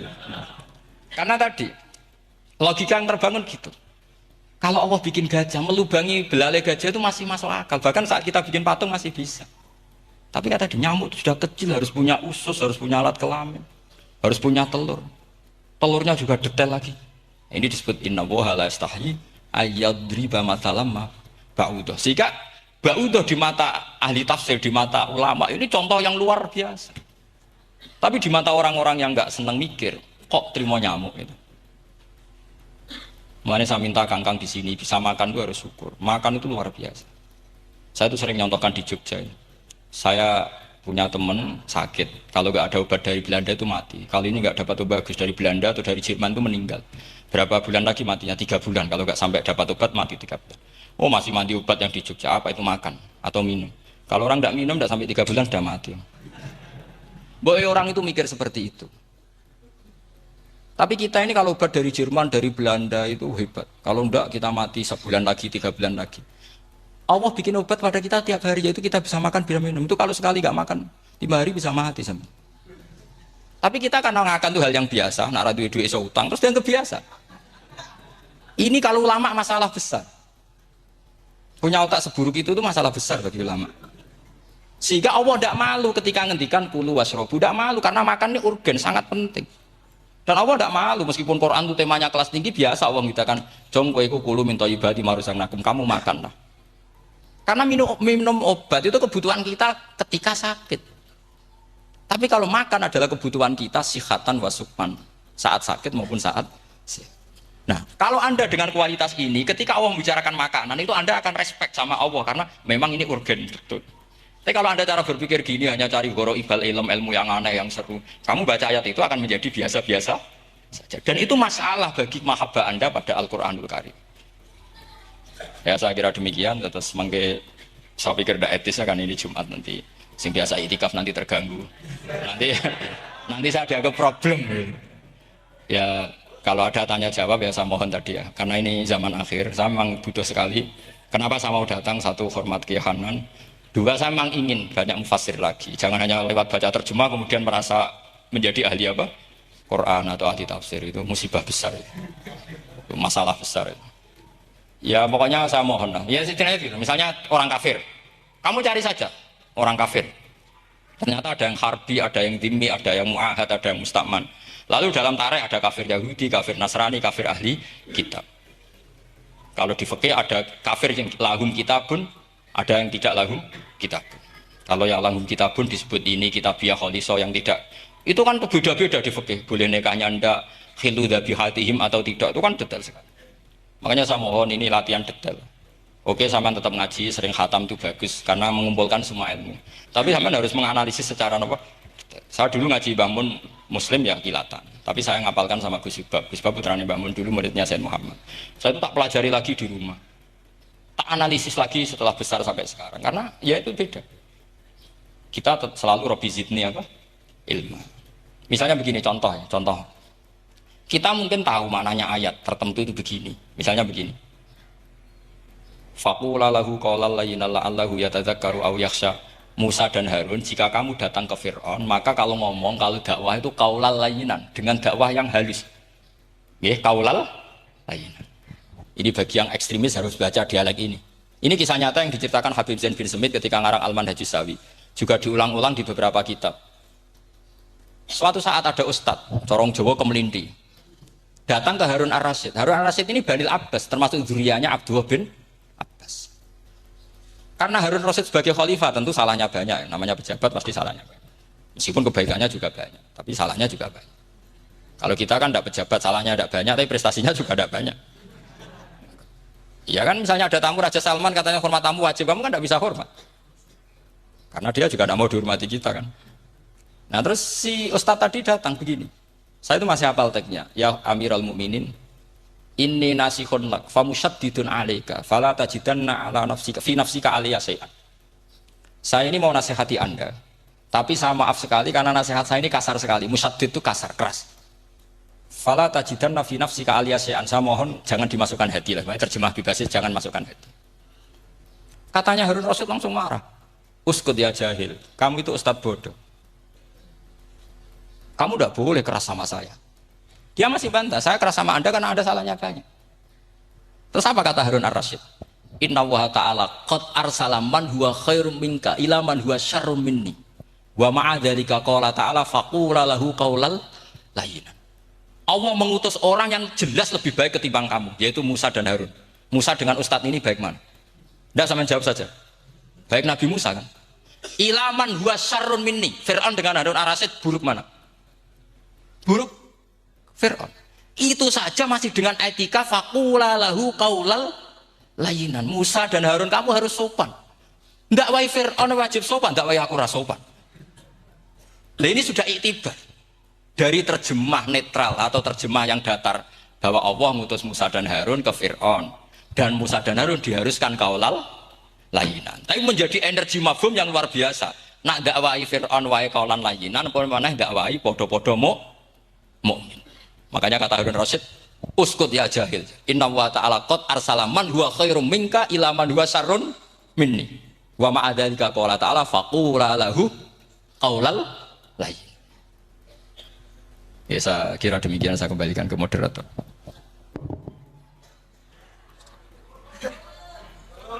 Ya setengah jam Jumat. Ini Jumat tapi setengah jam apa ini? Alhamdulillah, penyampaian materi dari beliau telah selesai, sangat menarik, gamblang dan sangat jelas sekali, sehingga mungkin tidak butuh untuk kesimpulan dari moderator. Jadi dialog ada waktu 30 menit. 30 menit kami buka 2 pertanyaan dulu mungkin. Yang dari depan ada mic. Monggo diparingi. Niki Bapak Majrohli. Satu orang satu pertanyaan Pak nggih.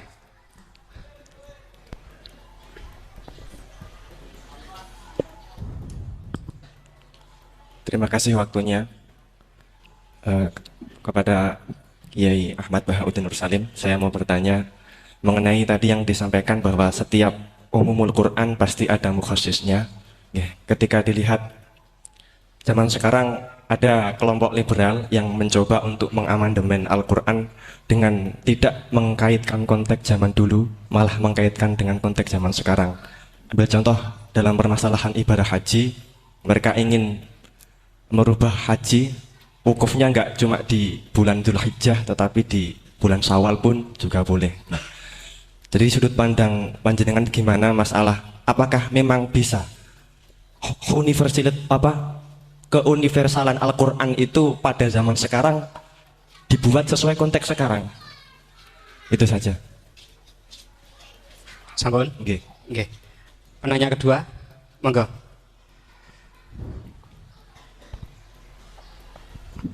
Assalamualaikum warahmatullahi wabarakatuh. Waalaikumsalam. Dumateng Yai, ini ada pertanyaan tentang penafsiran Al-Quran berdasarkan ilmu sains. Untuk abad sekarang kita mengenal teori ledakan besar yang sudah sangat populer.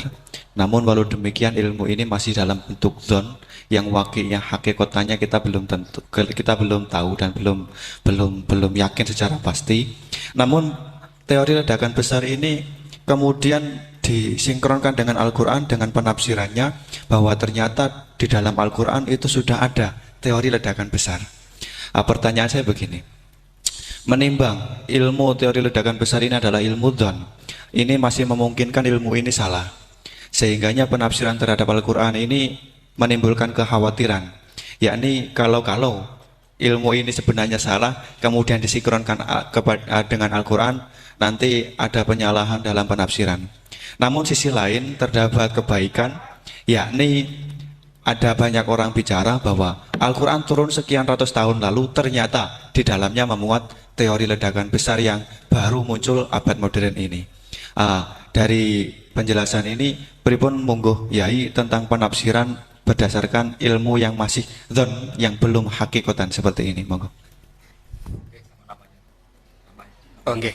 Sing pertama Pak Ulil, yang kedua Pak Anwar. Itu sudah sama-sama keren Pak ya. Oke. Pak mahasiswa. Pak Ulil apa Ulil? Ulil. Pak Ulil. Ulil apa? Ulil Absor. Sudah Ulil Absar sudah benar ya. Itu namanya sudah benar. Oke. Kedua Anwar ya? Kedua Pak Anwar. Enggak, sudah gitu dulu.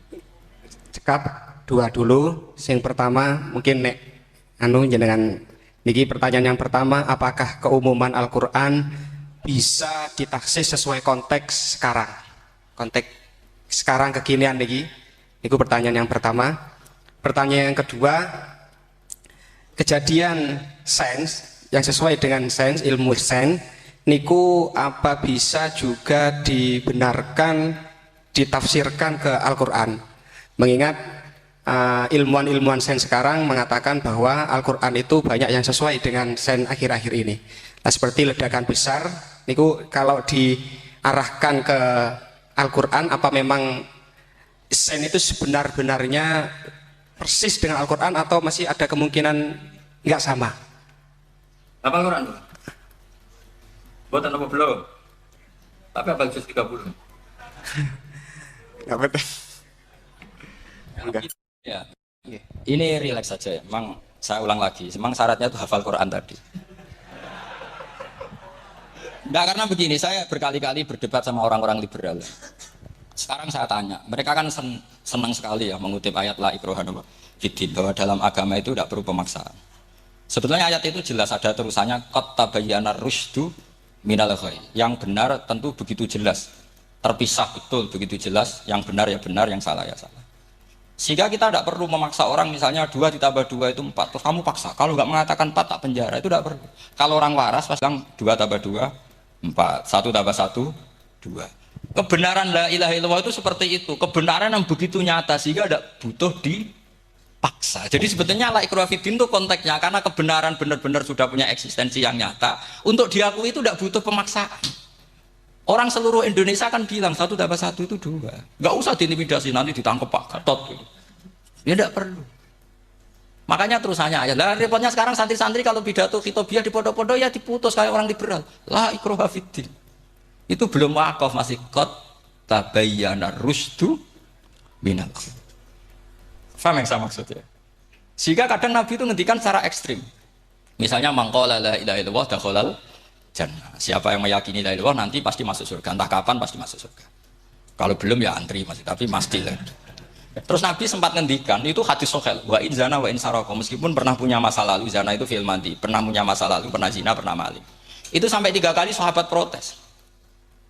Tapi saya berkali-kali ngomong di ngaji di Jogja, di Bojonegoro, di rumah ngomong, kebenaran yang absolut, kebenaran yang hakiki tidak bisa terganggu oleh perilaku sosial.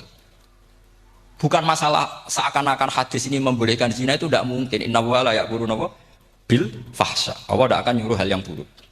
Tapi Anda, saya beri satu logika, satu analogi. Kalau rektor Al-Azhar kamu tanya, 1 tambah 1 berapa Pak Rektor? Pasti bilang 2. Kamu tanya Amrozi ya bilang 2. Kamu tanya Pak Ahok ya bilang 2. Kamu tanya Anies Baswedan ya bilang 2. Tanya Pak Nusron dia jawab 2. Sama, semuanya jawab 2. Karena kebenaran hakiki pasti absolut. Sekarang misalnya gini, ada ronte dari dulu Doli misalnya. Kamu tanya, Mbak, 1 tambah 1 itu berapa? Pasti bilang 2. Jangan kamu mentang-mentang imam masjid. Saya tak jawab 3, saya kan imam masjid. Masa sama dengan ronte? Tidak bisa, kebenaran absolut itu pasti sama. Mbok rektor Al-Azhar sama siapapun ya jawabnya sama. Paham yang saya maksud? Sebab itu kadang Nabi ngendikan wa in itu la ilaha illallah itu kebenaran absolut. Lebih absolut dibanding 1 ditambah 1 2. Sehingga kebenaran absolut la ilaha illallah itu nggak bisa terganggu oleh apapun. Paham ya Mas? Nah itu maksud qad tabayyana rusdu minal. Kita tanya rival politik. Pak Jokowi kamu tanya satu apa satu ya dua. Pak Prabowo ya bilang dua. Bukan karena rival politik. Tadi Pak Jokowi jawab berapa? Dua. Ya udahlah 4. Tidak ada seperti itu. Nah, itu disebut qad tabayyana rusdu. Nah kembali ke ide tadi. Ide bahwa wukuf boleh di mana saja, terus boleh tidak syawal, itu udah ide itu. Sebenarnya sampean mikir saja itu sudah kriminal. Berarti sampean ngapalkan pikiran salah. Karena kalau kita diskusikan itu lucu sekali. Karena ya itu sudah begini loh Pak, idah khilaf itu. Saya kasih tahu. Walaysa kullu khilafin ja'a mu'tabara illa khilafal ladzi khadzum minan nadhari. Tidak semua khilaf itu dianggap satu khilaf, satu perbedaan pendapat. Kalau kualitasnya nggak sama-sama mutu. Kalau yang satu nggak mutu itu nggak dianggap khilaf, nggak level. Itu tadi misalnya Imam Ghazali ngendikan begini, Qolal Ghazali gini-gini. Pasti saingannya ya Qolal Nawawi atau Qolal Al-Qurtubi atau Qolal siapa lah. Jangan Qolal Ghazali terus kamu saingi. Menurut Ustadz dari Solo, dari Jogja, wah ya udah level masa Imam Ghazali disaingi. Itu ya aturannya seperti itu. Ini jelas. Rasulullah sendiri yang ngendikan al-hajju arafah, bahwa syarat sahnya haji adalah wukuf, dan Nabi menyebut arafah. Tentu kita tidak pernah memperbandingkan apa yang disabdakan Nabi dengan yang jadi pikiran mereka itu. Kalau mereka alasannya karena orang bergumul di situ, di Mina, di Arafah, gara-gara waktunya sama, titiknya sama, terus terjadi kematian gini. Apa yang nggak wukuf di Arafah itu hidup semua. Itu kan kayak dalilnya orang rokok mari cepat mati. Oh, segera rokok ya mati. Orang-orang jil juga mati. Orang-orang liberal yang pikirannya katanya ingin menyelamatkan kehidupan juga pada akhirnya mereka mati. Mendingan mati di Arafah keren di tanah suci. Bodoh usah begitu. Sebenarnya begini loh. Mereka itu menjadi salah karena nggak mau ngaji fikih secara serius. Saya itu menyesal sekali ya. Kenapa sih orang wukuf itu kok dungani suwira barbar itu memang sakit ya nih. Boleh dongo itu yakin pangeran nabian sedih itu tetap dituruti gitu aja gak usah lama-lama. Ya kata hikam kan gitu. Ngelingno pangeran udah suwi-suwi, sing perlu dielingno sing iso lali. Pangeran iso lali kok amen mbok elingno wae kan gitu cara madzhab hikam. Makanya kata madzhab hikam kan gitu. Wa inna ma yunabbahu man yajuzu alaihil ikhfal. Yang boleh diingatkan yang mungkin lupa. Tapi kalau masih ingat ya sudah tidak usah diingatkan lagi. Doa itu sekali saja. Saya ini termasuk korban kitab hikam. Saya itu berkali-kali ke Mekah. Itu saya kalau dongo itu pertama di Multazam berdoa.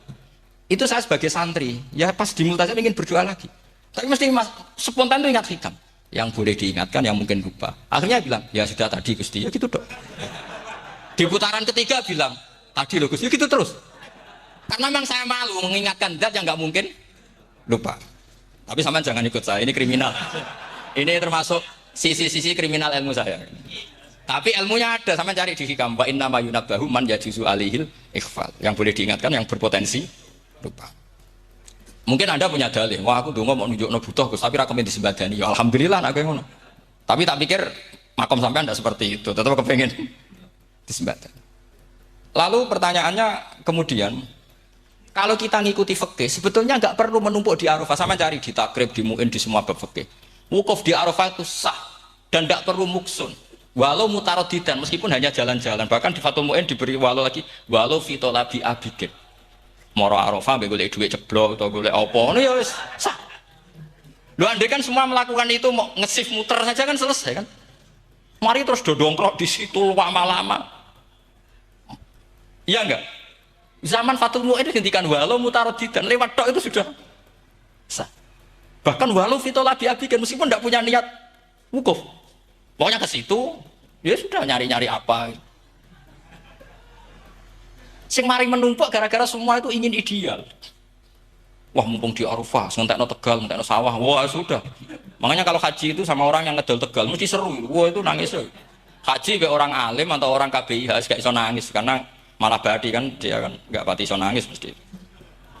Nah ini kan, nah ini penting saya utarakan. Jadi andikan orang itu ya haji kayak orang-orang alim. Setahu saya orang-orang alim kalau haji ya biasa saja sekadarnya. Karena ya dia tahu ini masalah karena nanti ganggu yang lain sekadar. Karena kita ini berlebihan. Akhirnya menumpuk di situ. Padahal fakih zaman dulu sudah mengatakan walau mutarodidan fitolabi abidin. Jelas itu takbir. Masih ingat atau jangan takbir itu? Harus ingat. Ya. Jadi ini kan problem kita lagi-lagi tidak hafal. Kita tidak menguasai ngotok fikih. Saya dulu sinau Fathul Mu'in, makanya Gus Zofur itu cerita. Kita ini hidup, Gus Zofur sering cerita ke saya, kita ini hidup berkah. Gus. Zaman saya jenengan itu rata-rata teman-teman Fathul Mu'in setengah hafal I'anah. Ya karena kompetitornya ya baik, peminatnya ya baik. Dulu saking senengnya Gus Naji sama ilmu itu, beliau pernah ikut Fathul Mu'in era saya. Padahal sudah dari Mekah lama. Saking senengnya ilmu. Jadi kita dulu biasa diskusi dengan Gus Naji, dengan Gus Zofur, karena saking senengnya ilmu. Ya itu tadi, karena memang ilmu itu asik. Tapi kita ini belajar fikih itu tidak seperti itu. Kita sudah kayak, ya sudah kayak orang-orang yang nggak mau fikih. Wong nak dongo ning Arafah gini-gini terus, ya hanya gitu-gitu dok. Tidak mikir kalau ganggu orang lain itu begini kok gitu. Itu satu. Jadi menurut saya, sampai jangan pernah terlintas bahwa pendapat jil atau apa saja itu pendapat. Walaysa kullu khilafin ja'a mu'tabaro illa khilafal ladzi khaddu minan nadhuri. Tidak semua khilaf itu kita hitung khilaf, kecuali yang kualitasnya sama. Kecuali begini, kualitasnya agak sama. Misalnya sholat jenazah. Sholat jenazah itu trennya kan mayit di depan, terus imamnya itu di belakang. Nah itu boleh, ada ulama mengatakan nggak apa-apa. Sholat jenazahnya di depan, mayit imamnya jenazahnya di belakang, imamnya di depan. Meskipun itu tidak lazim, tapi masih masuk akal. Itu tadi fa'innal janazah laisat bimanzilatil imam. Piye jenazah ora imam, wajib kok ngarep. Alasannya apa? Loh itu tidak orang liberal, itu kitab Mahalil. Kaul awal jenazah harus di depan, kaul sani tidak harus. Piye jenazah itu tidak imam. Coba alasannya di depan apa? Dia ada tidak imam. Kalau seperti itu masih khilaf karena sama-sama ulama. Dan khilaf ini dipraktekkan, tapi jangan di sini loh ya, jadi fitnah. Saman tak cerita nih, saman kalau haji itu tiap ba'dal maktubah ada sholat jenazah enggak? Enggak, saman jawab saja. Yang pernah haji, tiap maktubah kan ada sholat jenazah. Itu jenazahnya di depan apa di kamar mayat? Itu bukan goib loh, orangnya masih belum dikubur. Enggak, saman jawab saja. Di kamar mayat, enggak semuanya dibawa ke depan. Artinya ada konteks tertentu, mungkin kalau itu yono gunanya dalam konteks Mekah karena orangnya banyak sibuk prakober gawa apa? Jenazah. Tapi nak dalam konteks Indonesia ya suul adab. Wong keren pisan kok ngarepe kok ora oleh gitu. Jadi maksud. Ya kalau kiai kan biasa kok ngarep keren. Misalnya jenazah wong awam kesempatan sak ngarepe kiai yo pas mati kowe kok ora oleh gitu. Jadi cara kula itu kan. Lah iya misalnya wong awam goblok mati. Jenazah dak kok nguri. Dadi yo ape dadi ngarepe kiai pisan kok ora oleh gitu. Jadi menurut saya itu. Tapi kalau kamu mengatakan ini fardu ain, kalau nggak di depan nggak salah, alasan Anda apa? Ini itu udah imam. Yang wajib di depan kita ini kalau imam. Nah seperti itu khilaf, ini cerita khilaf. Mutu, alasannya sama-sama mutu. Qailnya yang punya pendapat ya sama-sama mutu karena diceritakan kita mahal. Dan dipraktekkan di Arab Saudi, yaitu banyak jenazah di kamar mayat, tetap sholat apa? Jenazah. Gaib. Itu pernah saya praktekkan. Tapi sekali itu saja, mungkin tidak terulang. Pas kemarin Mbak Nafe Hajin. Mbak Nafe itu dekat jenazah itu tidak mungkin, banyak sekali. Gak sholat itu bengi-bengi tak ini nganti jam 2. Dan saya akrab sama beliau, sering guyon. Sebelum meninggal itu berkali-kali, ya memang masih keluarga sama saya, jadi sering guyon. Dulu sering guyon sama saya. Gak kesukaan tenanan, ini sering ngandani saya. Saya nggak ngira kalau mau wafat. Akhirnya saya itu ke masjid. Sama anak saya namanya Hasan, aku nyelati Banafe. Pak kok gak di depannya? Ya sudah ini darurat, karena nggak mungkin mendekat beliau. Jadi ya itu tadi, buktinya sholat gaib. Sholat gaib juga, misalnya orang Kediri, boleh nggak nyolati orang yang mati di NTT yang lebih timur? Boleh nggak? Boleh, padahal mayatnya di belakang, karena memang nggak imam. Nah kalau seperti itu khilaf, ini cerita. Kalau seperti itu khilaf, meskipun agak kontroversi, tapi kualitasnya masih waras, masih bagus. Sama kalau nggak percaya cari di Mahali di bab jenazah. Kalau mahalinya tidak ada di Qalyubi, tapi jelas saya yakin itu ada. Saya tidak donan yakin ya. Kalau ini mulang, ya mulang terus tidak punya masalah ingatan. Jadi ingat betul kalau takbir itu ada. Jadi saya ingat betul kalau takbir itu ada. Nah terus pertanyaan kedua dari Kang Anwar tadi itu memang problem ya. Tapi itu bisa diatasi lewat seni menulis. Biasanya kalau seorang penulis, apalagi di Indonesia itu kan gampang sekali. Kalau kata itu bisa bias atau majas, kan bisa dikasih tanda kutip. Dikasih tanda apa? Kutip. Itu memang nyata ya. Saya pernah berdebat berkali-kali. Saya kan satu tim ya dengan Pak Zaini, dia seorang profesor, juga pernah tanya Gus Wafi, putrane Mbah Mun saat di Syria. Zaman itu saya Ramdan Al-Budi masih hidup. Saya itu punya komunitas dokter. Ini cerita nyata ya. Yang dia tanya gini, Pak Bahak, kita-kita ini ahli embriologi. Dan tidak pernah ada ceritanya ada segumpal darah dalam proses embriologi. Yang ada itu sekian zigot yang berhasil nempel di dinding rahim itu nanti yang jadi janin. Jadi kalau kita ngaji ada segumpal darah itu menjadi aneh bagi kita. Karena proses itu tidak ada. Ya saya jawab ya enteng saja. Ya kan yang bilang segumpal darah itu kiai kan tidak Quran. Makanya benar Kang Anwar tadi yang ngomong itu mufasirnya atau kiainya yang terjemah. Kalau Quran hanya bilang min alakin. Iqra bismi rabbikal ladzi khalaq khalaqal insana min alaq. Alaq itu kan dari kata alaqo ya'liku alaqon, sesuatu yang nempel itu namanya alaqo. Makanya di Alfiyah ada wa ulqatun hasilatun, ulqah itu sesuatu yang terkait atau yang menempel. Sehingga ya pokoknya kalau alaq itu artinya tidak harus segumpal darah, bisa sesuatu yang menempel. Sama cari di kamus, dicari sama dia kamus.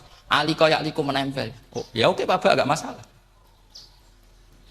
Nah, lalu kalau kita memaksakan itu bukti ilmiahnya Quran, ya resiko juga. Nanti ada penelitian yang berbeda. Makanya kita bisa manfaatkan tanda kutip. Kalau lafadz itu majas, atau kata itu majas, kalimat itu majas. Atau kita menganalisis secara balaghah min jinsi dzalikat dam. Misalnya begini. Saya kalau sedang benci Anda, saya akan bilang kamu itu membawa WC. Wong tak melete gawa WC ngalor ngidul. Karena di perut kita memang ada kotoran. Berarti kita ini WC yang melaku ngalor ngidul. Oke, itu saat kita benci manusia. Coba sampean lihat di kitab tasawuf. Faqih fatatakabbar wa anta kanafun minal aknam kan disebut. Kamu kok sombong kowe iku WC. Nah. Tapi nanti kalau kamu ngaji di alam rohani, kamu disebut laqad khalaqnal insana fi ahsani taqwim. Artinya bisa saja alakin ini benar-benar maknanya segumpal darah. Tapi dalam konteks manusia, jenis kamu adalah jenis segumpal darah. Bukan dalam proses embriologi mengalami segumpal darah. Kita masih bisa berkelit. Asal kamu ilmunya banyak, hafalaman banyak, tetap bisa berkelit. Problemnya kadang kita tidak punya ilmu. Loh ya ini kisah nyata. Jadi kemarin, entah tanggal berapa saya lupa, itu kan Kemenak datang ke Yai, ke Mbah Mun, ke Gus Zofur. Di antara usul saya seperti itu. Mbok terjemah Kemenak, kalau yang terkait sain itu dikasih bahasa yang bias. Karena nanti kalau tidak bias, ini nanti ada penelitian kelihatan Quran dianggap loh ya, dianggap salah. Sebenarnya salah yang terjemah. Atau kita yakin sesuai ilmiah ternyata suatu saat ada penemuan yang berbeda. Kita bisa manfaatkan tadi seni menulis tadi, misalnya tanda kutip atau dipakai kata bias. Ya misalnya begini, contoh paling gampang tadi, misalnya kita bangga misalnya Quran terbukti benar ketika mengatakan baca ala bainahuma barzakha wa hijra mahjura, antara air tawar dan air laut itu ada pemisah. Kita mungkin ya setuju nyari-nyari ayat tentang Big Bang, tentang apa ledakan yang dahsyat. Tapi apapun itu teori itu bisa iya bisa tidak. Nah itu kita bisa manfaatkan tanda kutip. Atau seni pakai lughat. Saya beri contoh seni lughat begini. Keyakinan santri yang di sini, yang di kebagian sini. Makhluk itu yang terkenal kan 3. Manusia, jin, terus setan. Sudah kan 3 itu. Keyakinan sampean manusia dengan jin sama apa enggak? Beda kan, katanya beda. Terus jin dengan setan itu beda apa sama? Enggak, sama jawab. Beda, rata-rata santri fikih bilang beda karena jin bisa mukallaf, bisa sholat, bisa enggak. Kalau setan pasti enggak sholat. Tapi pecinta orang sholat dia, kalau orang sholat datang penggemar dia, mau ganggu. Nah sekarang pertanyaannya gini. Lalu ketika para ulama mengatakan jin dan malaikat itu beda, jin dengan setan beda. Tapi di Quran itu ada loh ayat fasajadu illa iblis kana minal jinni fafasaqa an amri rabbi. Jelas ayatnya di surat Isra kalau nggak salah itu. Kana minal jin. Kana ana sapa iblis iku minal jinni. Padahal tadi Anda yakin iblis dan jin itu tidak sekategori. Tapi ayat itu kana minal jin. Caranya gimana gampang? Sama cari di tafsir Baghawi atau tafsir Ibnu Katsir. Caranya adalah dianalisis secara lughat. Sesuatu yang enggak kelihatan atau yang gelap disebut jannah. Misalnya malam, kata Quran apa? Falamma janna alaihi lailu ra'a kaukaba. Karena malam itu gelap disebut jannah. Orang yang gila karena masturul akli disebut majnun.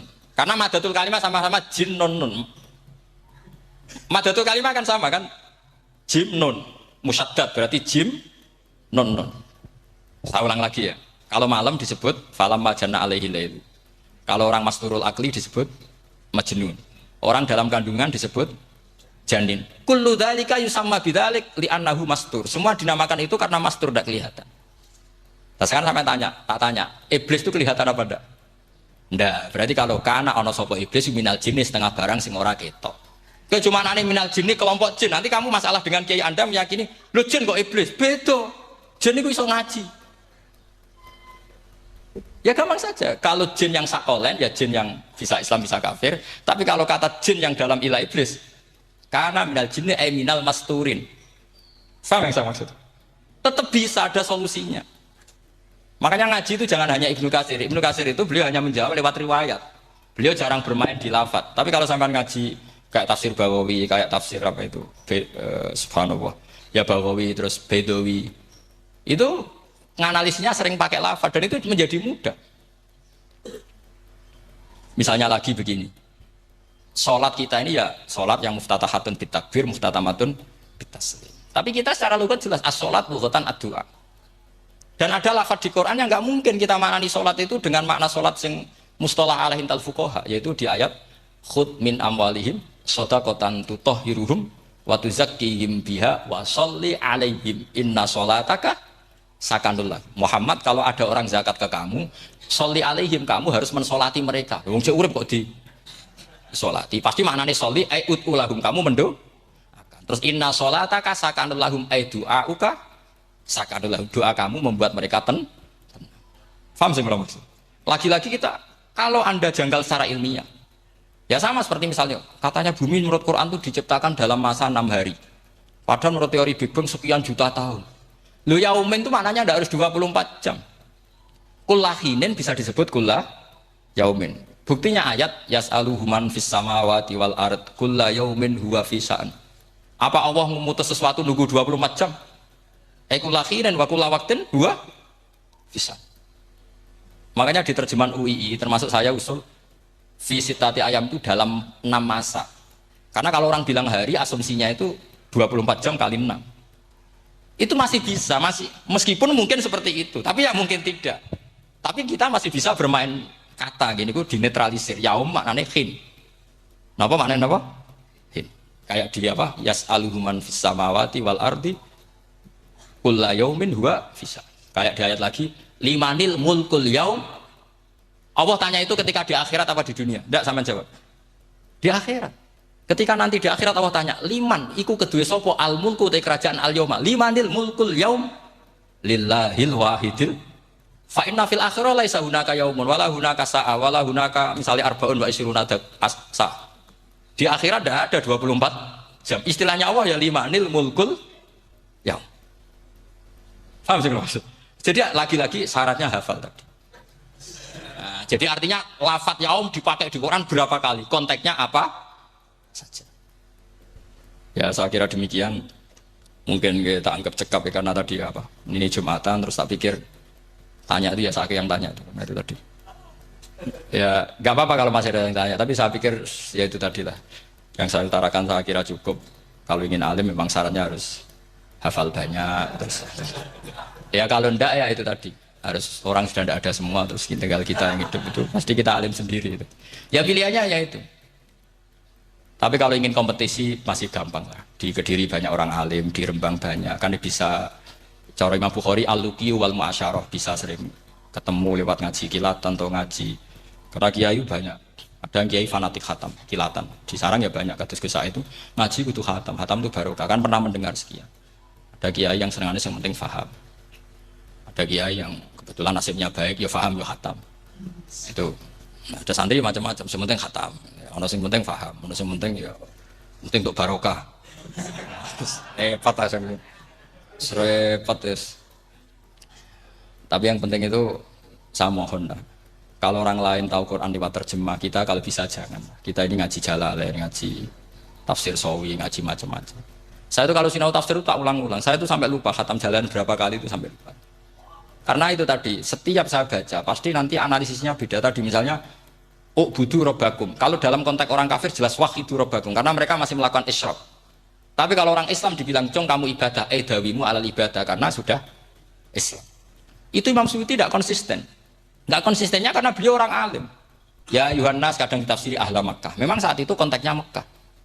Tapi dalam konteks Islam tentu wama arsalna ka ila ka fatalidasi basyiro wa nadhira. Itu kan ulama. Kalau ingat asbabun nuzul ya Yohanes jelas ahla Makkah.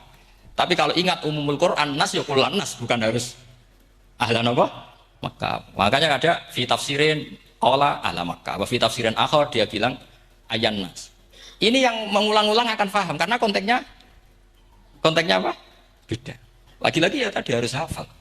Yohanes dipakai Quran berapa kali? Konteksnya apa saja?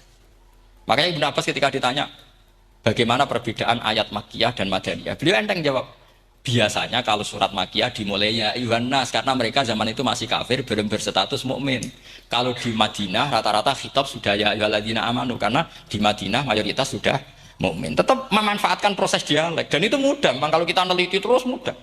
Maknanya mudah itu tidak sulit. Ya memang Nabi begitu. Loh sampean kalau hafal hadis, nanti akan ngomong seperti saya. Loh itu otomatis. Misalnya begini, Nabi itu ditanya, ya Rasulullah, dulani ala amalin gini-gini terus terakhir dia ya yudkhilunil jannah yang bisa masukkan saya ke surga. Nabi jawabnya inna dzalika yasir, itu gampang. Tapi terusannya yang enggak nguati alaman yassarahu wa. Oh itu gampang dong bagi wong sing digampangno pangeran. Ora kok Nabi, wah ini sulit. Enggak semua orang masuk surga. Nabi jawabnya inna dzalika yasir, itu gampang. Tapi terusannya alaman yassarahu. Iya makanya Quran adatnya ya gitu. Inna dzalika 'ala Allahi yasir. Ya itu gampang. Bukan berarti kita nyepelekno ndak, memang itu tadi. Sesuatu sulit itu kalau kita tidak tahu rumusnya, kita tahu, cuma tidak mau. Sama tahu kalau rumusnya ingin alim tafsir harus hafal Quran, hafal hadis, pernah ngaji etkon, ngaji ini. Tahu, tapi kan nggak mau. Akhirnya mau takut tok, carane ngalim piye, Gus? Akhirnya ngerti, nak carane iku ngerti. Gelem sing raga. Nah, itu kan. Jadi kebetulan kenyang kan ngomong fakta biasa mawon, betul. Ya seperti kamu mau ke Jakarta kan jauh, tapi tetap gampang. Caranya beli tiket gini-gini ya kan. Ya kalau ingin alim tafsir satu hafal Quran, dua minimal setengah hafal Jalalain. Nanti kalau Jalalain janggal, kamu ngaji Sawi karena banyak juga Jalalain yang diprotes sama Imam Sawi, dikritik itu kan wajar ya. Sarah itu hanya membenarkan yang di matan ada masalah. Takrib kurang barokah, ada beberapa yang dibenarkan Sarah. Kayak takrib ngendikan mabit bimina sunat apa wajib kalau di kitab Fathul Qorib sunat, di Sarah dibenarkan kalau yang benar itu wajib. Takrib bilang sholat jamaah itu sunat muakkadah, di Sarah dibenarkan itu fardu kifayah. Ya sama di Jalalain kadang ada masalah seperti itu. Imam Suyuti meyakini satu hal sama Sarah dibenarkan. Makanya ya Jalalain ya Sawi. Nanti setelah itu khatam semua belajar tafsir Baghawi. Nanti kan alim sendiri. Apalagi di desa kamu tidak ada orang alim, wah hebat. Kamu jangan hidup di sarang, di Lirboyo, di daerah-daerah, jangan hidup di Kuagen, nyari daerah yang aman. Aman dari kontrol. Tapi yang jelas itu jawab dulu mudah. Kalau kamu menjawab sulit, kualat neraka. Lihat bagaimanapun Quran disifati Allah walaqad yassarnal Qur'ana lidzikri fahal mim mudzakir. Makanya saya tadi ngomong, kalau Anda hafal seperti saya, pasti cara ngomong kayak saya. Kita mau ngomong Quran sulit tidak mungkin. Kita ini ingat kalau Allah mensifati Quran walaqad yassarnal Qur'ana. Fakaifa wasafahu wa bil yusri wa anta taqul bil usri. Bagaimana Allah mengatakan yusrun kemudian Anda mengatakan usr. Neraka sama dan bantah pangeran. Atau gini kalau terpaksa muni sulit Gus. Tapi sementara ini, pokoknya tambahi gitu. Lah nanti ya masih sulit. Tapi ya bisa saja tidak sulit. Karena tadi bukti kalau Quran mudah, orang kafir ketika dibacakan yang nangis banyak. Raja Najasyi sebelum Islam dibacakan surat oleh Ja'far bin Abi Thalib nangis. Inna hadza wa manazala ala Musa lamin miskatin wahidah. Ini dengan Taurat pasti dari pintu yang sama, dari nur yang sama. Miskat itu nur. Faham nangis. Sampai wa idza sami'u. Sami'u itu belum Islam loh ketika itu. Wa idza sami'u ma unzila ilar rasuli taro a'yunahum tafidu minad dam'i mimma arafu minal haq lagi yaquluna rabbana amanna. Artinya fahimu khina kanu fil kufr. Mereka paham ketika masih karena muyassar, Quran itu muyassar. Faqih fala tafham. Wa anta tata alam kutuba kada wa kada. Wa takhtimu kutuba kada kada. Kok ijek kada. Ada kan tak kadane. Ini bukan kritik, ini pelurusan. Sampeyan jangan sensitif. Kok cah wedok yang dikandani sensitif, mutung. Ini pelurusan. Jelas Quran disifati walaqad yassarnal Qur'ana lidzikri fahal mim mudzakir. Dan itu nyata, saya ulang lagi itu nyata. Sampai yang saya ceritakan di makalah ini ada orang Bedui, ada seorang khotib khutbah, fawarobbis sama iwal ardi innahu lahakum mislama annakum tantikun. Arabinya tanya sama Pak Khotib, itu kan artinya kan demi Tuhannya langit dan bumi. Si Arabi tanya Pak Khotib, yang bikin murka Allah itu siapa? Kok sampai Allah terpaksa sumpah? Karena si Arabi tahu, orang sampai sumpah itu pasti karena tersinggung. Kalau nggak tersinggung ngapain Anda sumpah? Dalam kehidupan sehari-hari kalau kita sampai sumpah itu karena tersinggung. Kita ditagih orang, sampai sesuk tak sahur, ditagih lagi bilang kita tak sahur. Nah, Isra percaya bang, wallahi sesuk tak sahur. Kalau orang sumpah itu karena tersinggung. Ternyata betul. Sampai cek di Quran. Kalau Allah memulai surat dengan sumpah, pasti terusannya Allah itu duka atau marah karena sumpah itu untuk yang tersinggung. Makanya di Balaghah diterangkan kalau kaidah normal, kondisi normal kamu harus bilang Zaidun qaimun. Kalau mukhatab ada indikasi tidak percaya, kamu bilang inna Zaidan qaimun. Kalau selalu kelihatan tidak percaya, kamu harus bilang wallahi inna Zaidan laqaimun. Iya enggak di ilmu Balaghah? Lah iya itu kan Arabi saja paham. Kamu yang ngaji Jawahirul Makna tidak paham kan aneh. Makanya itu penting. Nah, lagi-lagi walaqad yassarnal Qur'ana lidzikri fahal. Ya doa ini bagian ustadz yang pun khusyuk nih kan tuh ning kersane ini. Ampun lagi.